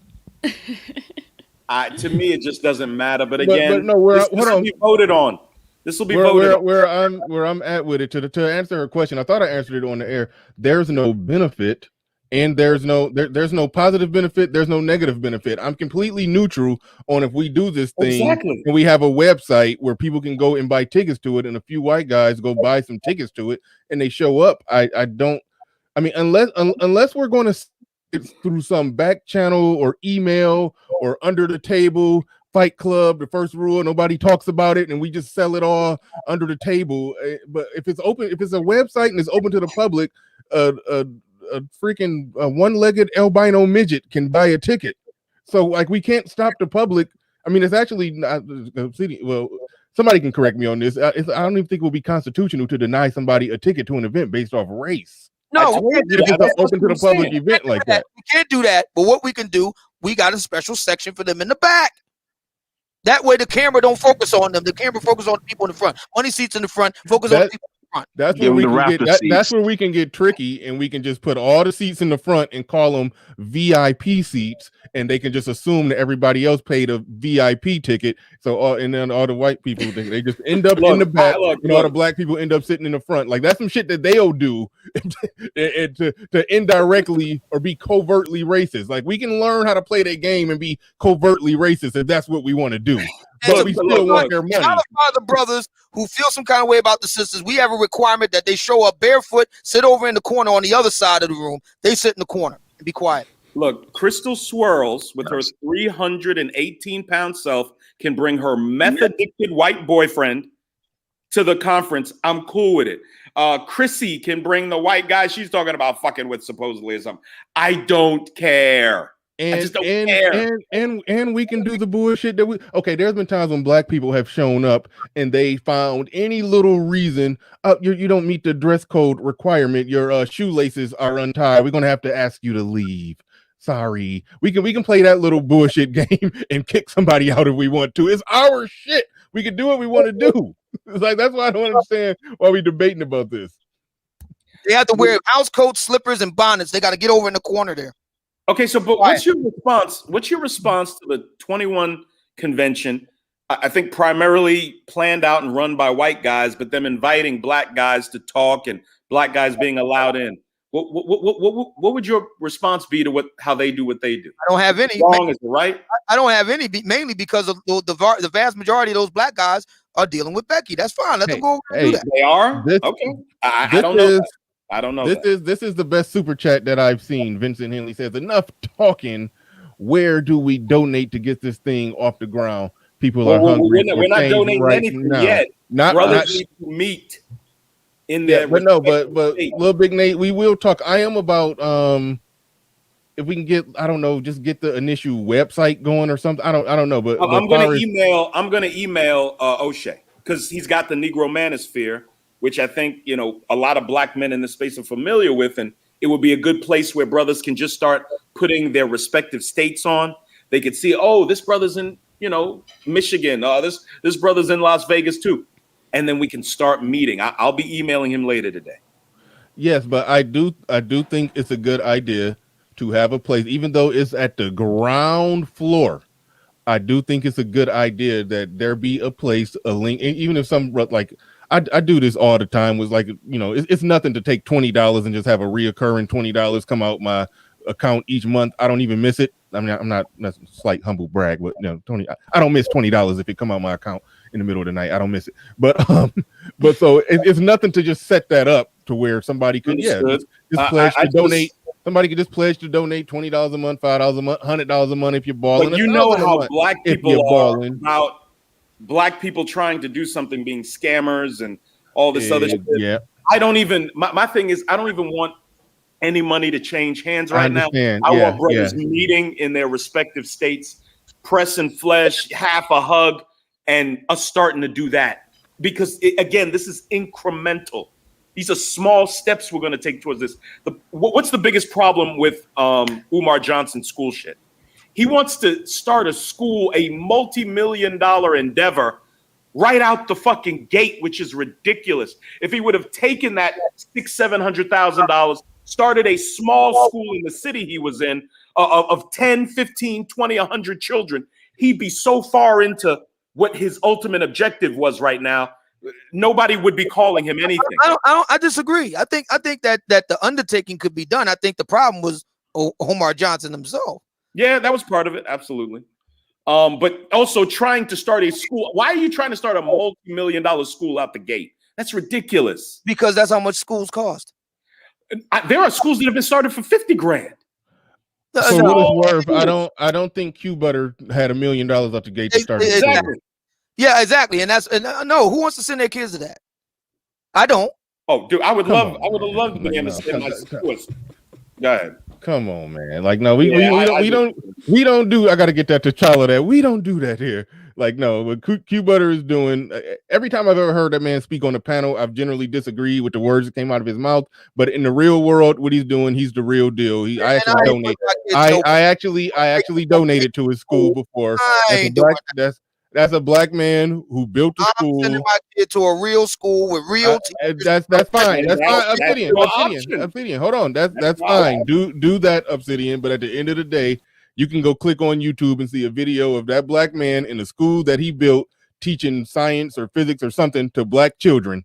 That's a good thing. I don't got nothing negative to say about Q Butter. Now, if you don't want to send your kids that you don't have there, that's fine. That's fine, Obsidian. That's fine. But I do not shit on black men who build something. We talking about building something right now. That's somebody who has building it right. So I don't got nothing negative to say about them. We're not talking about some jerry-rigged, fake the funk stuff. No, you black men need to think big. At the very least, there's positive promotion. So just a question, LilBigNate. Oh, yes, sir. Just okay. So the exclusionary thing starts, which is fine. Cool. What is the long-term goal? Lobbyists. Lobbyists for what? For whatever we need. If there's a brother, like I said, the example I gave is Brother Xavier. He owns a mechanical engineering firm. They work on trucks. He wants a government contract. He wants to work on the cop cars. He wants to work on the machinery with the South Carolina or North Carolina Department of Transportation. Right. And we send our lobbyists. These lobbying firms work nationwide initiatives, local initiatives, getting you into your state legislature. If he needs that, that's where we send our lobbyists. Okay. The Black Manosphere lobbyist. Okay, so now this is my question to you, LilBigNate, and maybe you can give me some thoughts on this too. Here comes the coon. Here comes the coon. X, because I talk to him every other day. Mm-hmm. He's a family man. Mm-hmm. His desires, needs are going to be quite different from others in the group. His desires are going to be quite different from the group. Okay. What I'm saying is how does this, how do you extrapolate this out from individuals who are not interested in family? How does the family affect the lobbying? I don't think the family thing is an issue. When I spoke earlier, I said this organization or whatever it will end up being represents competent, productive, and or family-oriented black men. I understand some brothers aren't with the family thing, and they would choose not to be a part of it. Don't be a part of it. I don't understand. Yeah, that's why I don't understand the question, SKC. Okay, I see how you're doing with Obsidian. Your long-term views without that. That's what I'm not understanding. Nothing's perfect, you know. This thing could start, and some brothers may branch off and do their own thing because they don't necessarily agree with the ideology. That's fine. Because like I'm saying, like take for instance, you have this ain't the Manosphere convention we trying to put together. Right. I'm just saying, so far as like when you say lobbying, that would be pretty. You have cool. other groups that are out there, you know, like take for instance, thinking really big, like a Heritage Foundation or something like that. Okay. Those things, they're generational. Am I lying?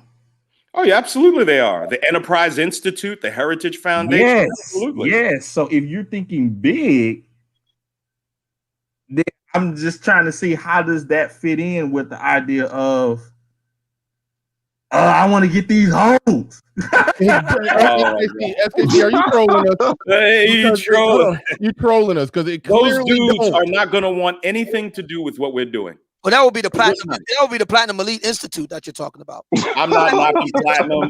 I'm not knocking anybody. I'm not knocking it. Those brothers are not going to feel comfortable amongst men that are involved in stuff like this. Let those brothers go do what they do. Shout out to them, man. Do your thing. See, I think we should be focused on is to have lobbyists, to establish a lobbyist where we could get, certain things on the legislation where, laws will pass benefiting black men first, and then we trickle down You see to how black families. inexpensive it is, Bernard. If you don't mind hitting that link one more time, so we can. Yep. Let's But look do you at know that. how that stuff gets polluted Shout though out when you to do have the other Mac the races? trucker. You Jessica, guys established in the chat. Jessica, you got to sit in the back. Remember what we talked about earlier?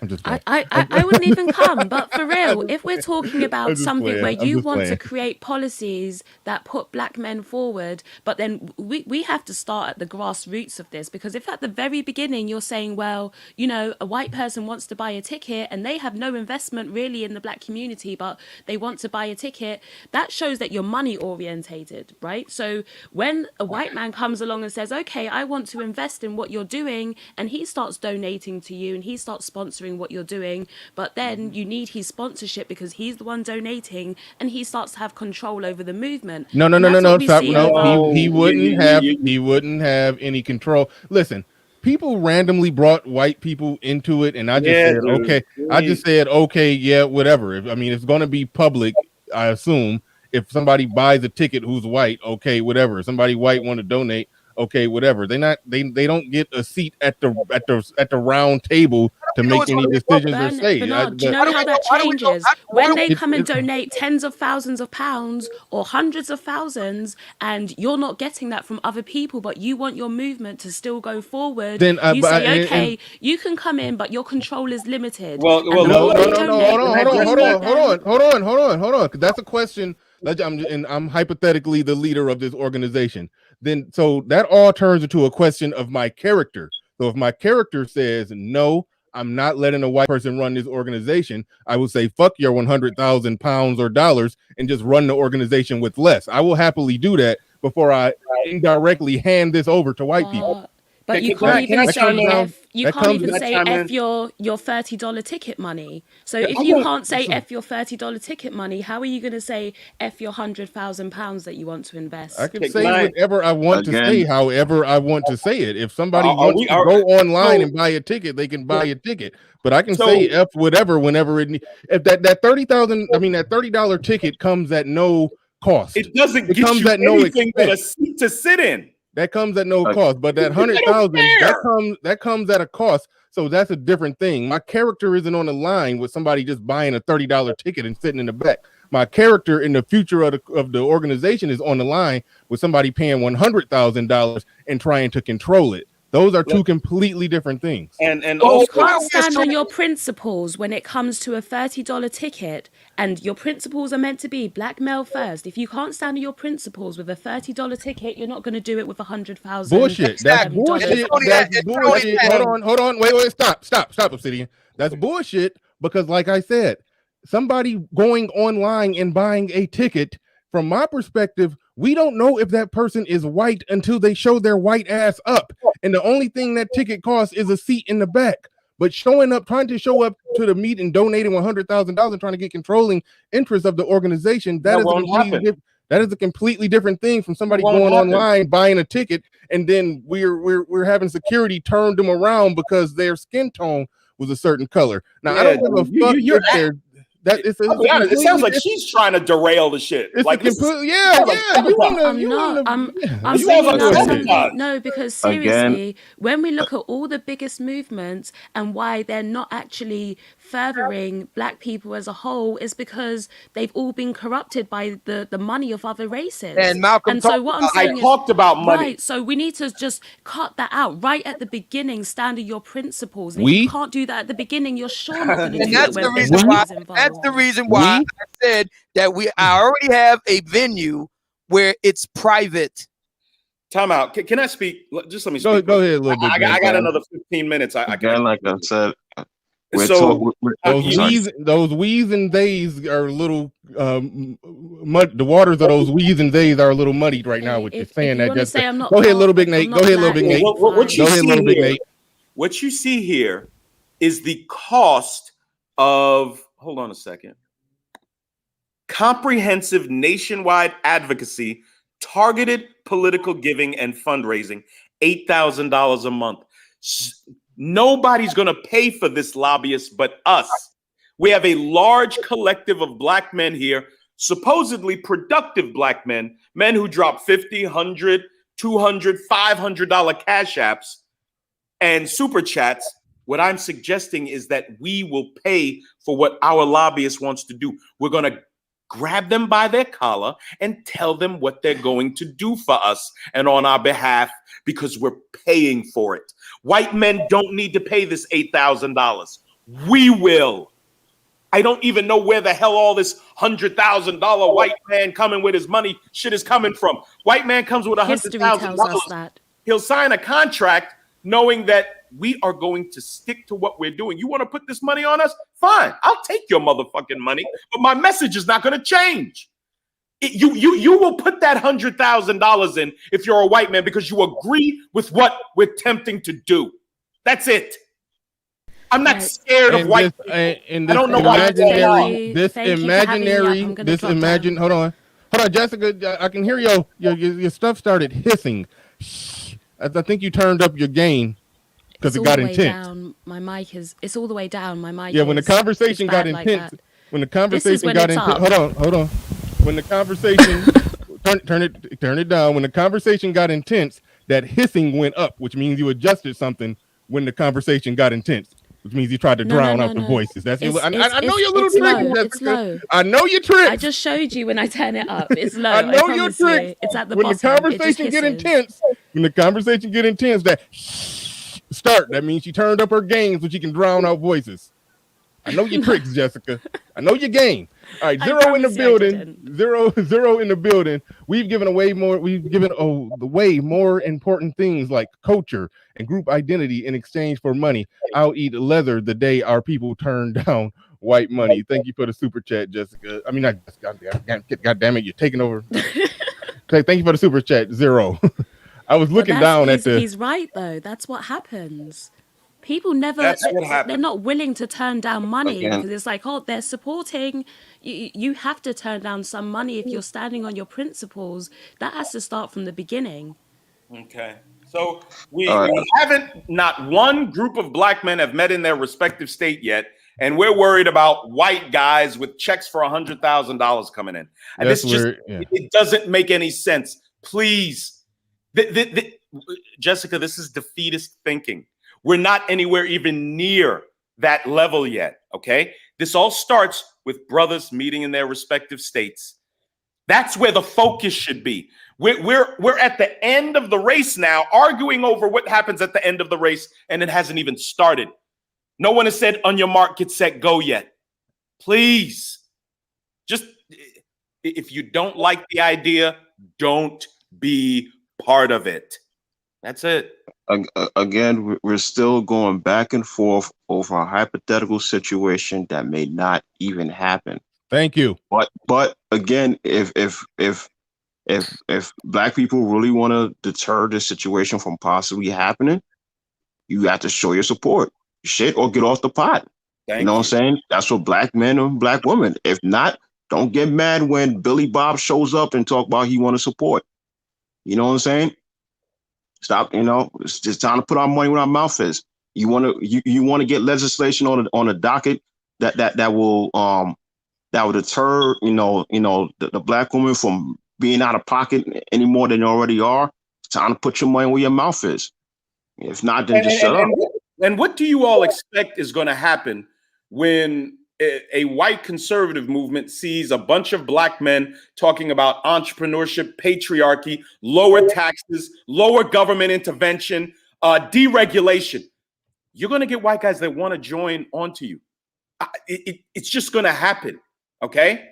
Are you going to build alliances, or are you going to be scared to death of them that they're going to come in and take everything over? So we got to be scared of. I don't operate like this. This shit doesn't compute with me. Exactly. Sorry. Exactly.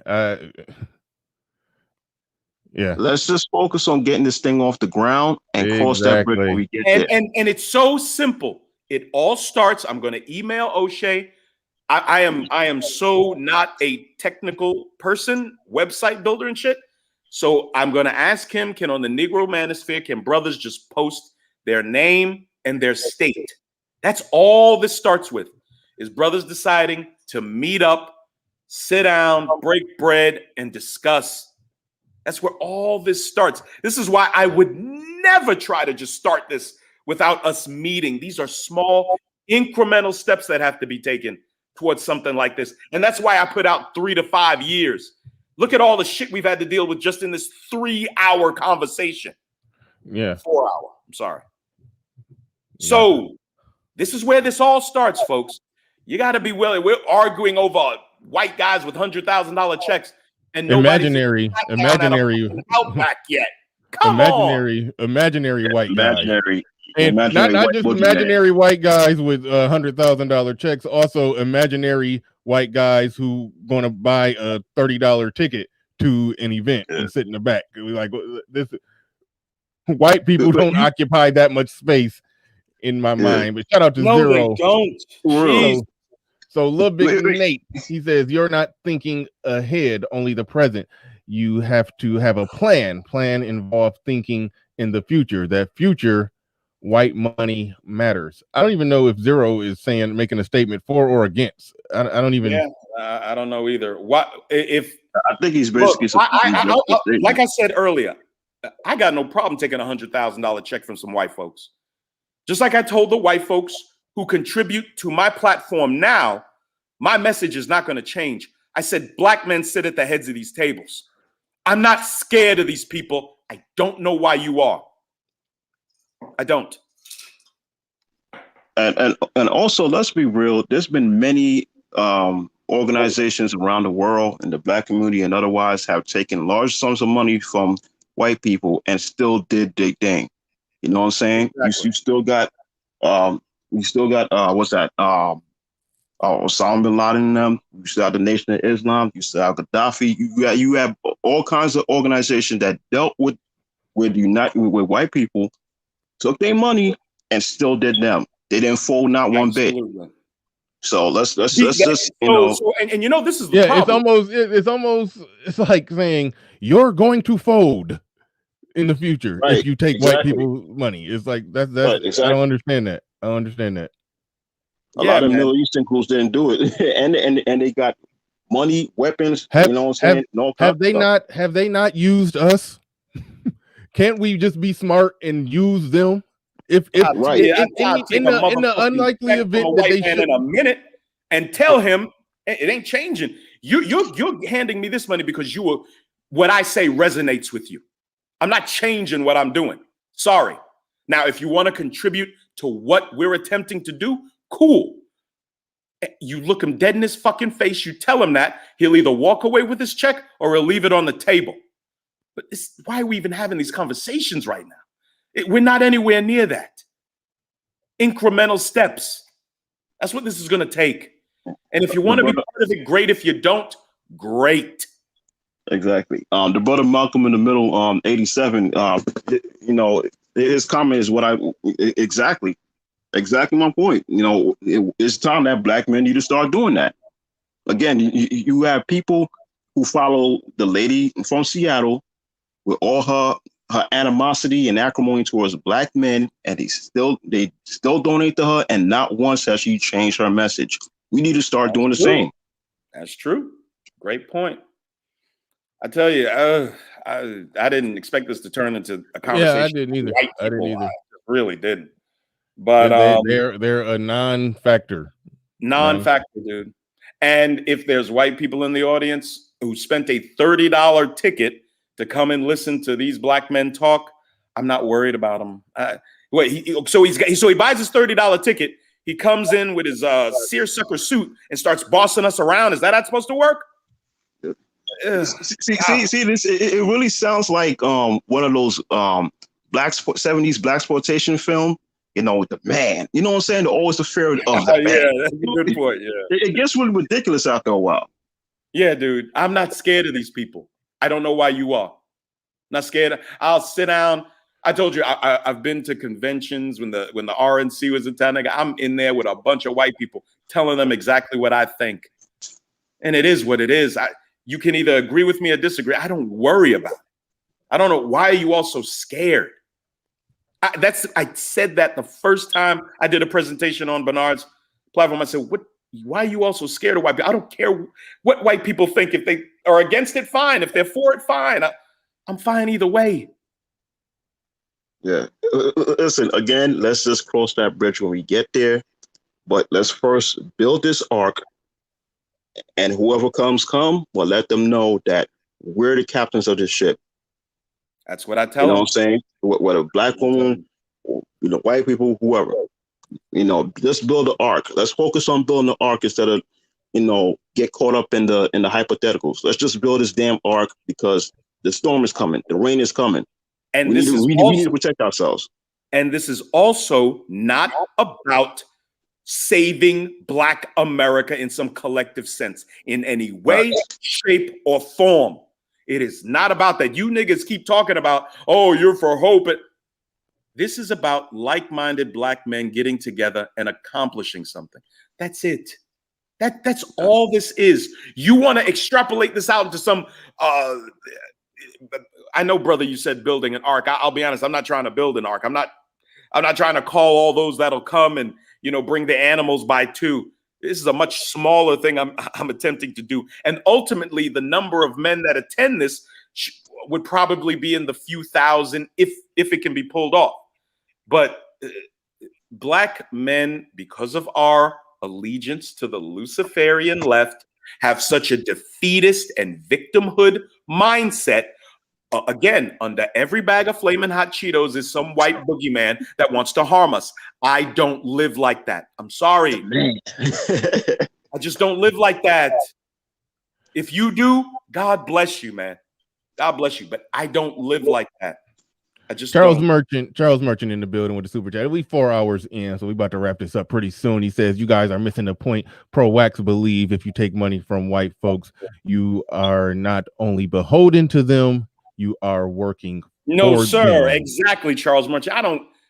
White man come with $100,000. I'm gonna look him dead in his fucking face and say, all right, you can put the money on. I hope you're believing what we're discussing at this gathering, but it won't change anything that we're doing. If you're trying to buy influence with this $100,000, here's your money back, sir. Thank you. That's exactly how it will go. And Q Butter, who we mentioned before, I said when he speak on panels, I normally disagree with everything that he said, but he said something pretty.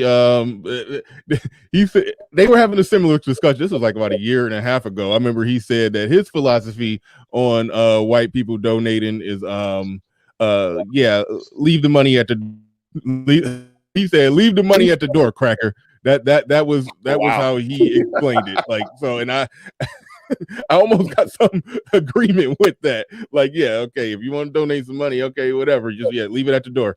That's how I look at it. But like you said, if they think that money is going to buy some influence, then no. Oh, hey, Mr. White Man, I can take this $100,000. I can go buy a BMW and a platinum watch. Ooh, no, that's not me. Sorry. Right. And that won't be the men that have been brought together to pull this thing off. I'm sorry. Right. Bro, I got to bounce. Yeah, me too. Yeah, this was a good stream. The first 2 hours of it was excellent. It will be on Patreon if you want to go check. He's got to put on Patreon. Yeah, it will be on Patreon if you want to go check the beginning of it. It got derailed all over the place, and we're talking about everything. We went from talking about white women to white men, white women women of other races and black men being with women of other races to white men taking a seat in the back at the conference to donating $100,000 at a conference that hasn't started yet. This has gotten it's gotten weird and it's gotten all over the place. But I anyway. have not said one thing about needing anyone else's money. I showed you the prices of LobbyIt.com and how we could get our own. We come up, we draft our articles, we figure out what we're trying to accomplish. What brothers have shovel-ready shit in their states? They just need access to capital, or they need access to somebody in the state legislature, and then we get busy. Why is this so fucking hard? Why? Let me say this. Minister Farrakhan once said, he said, in order to deal with black people, you are going to have to be long-suffering. And this is a perfect example why. This is some pretty simple shit that I've laid out. If you have legitimate problems with it, just walk in the other direction. That's all you have to do. Okay? All right. With that said, we are out of here. Peace. Thank you everybody for super chatted and Cash App and I want to say one more thing. Do anything. Please. Lasher Deviants. Real quick. Make sure say y'all one thing go before you go, Bernard. Oh yeah, go ahead. No, I just want to say, check. Come through tonight. I'll be broadcasting. I don't even know what the subject is. I might do a continuation of this, or maybe it's time to have a frank discussion about marriage, which I think you'll find very interesting. People really like my channel. Come through. Right on. And with that said, fellas, we are out of here. Peace. Salute. Peace.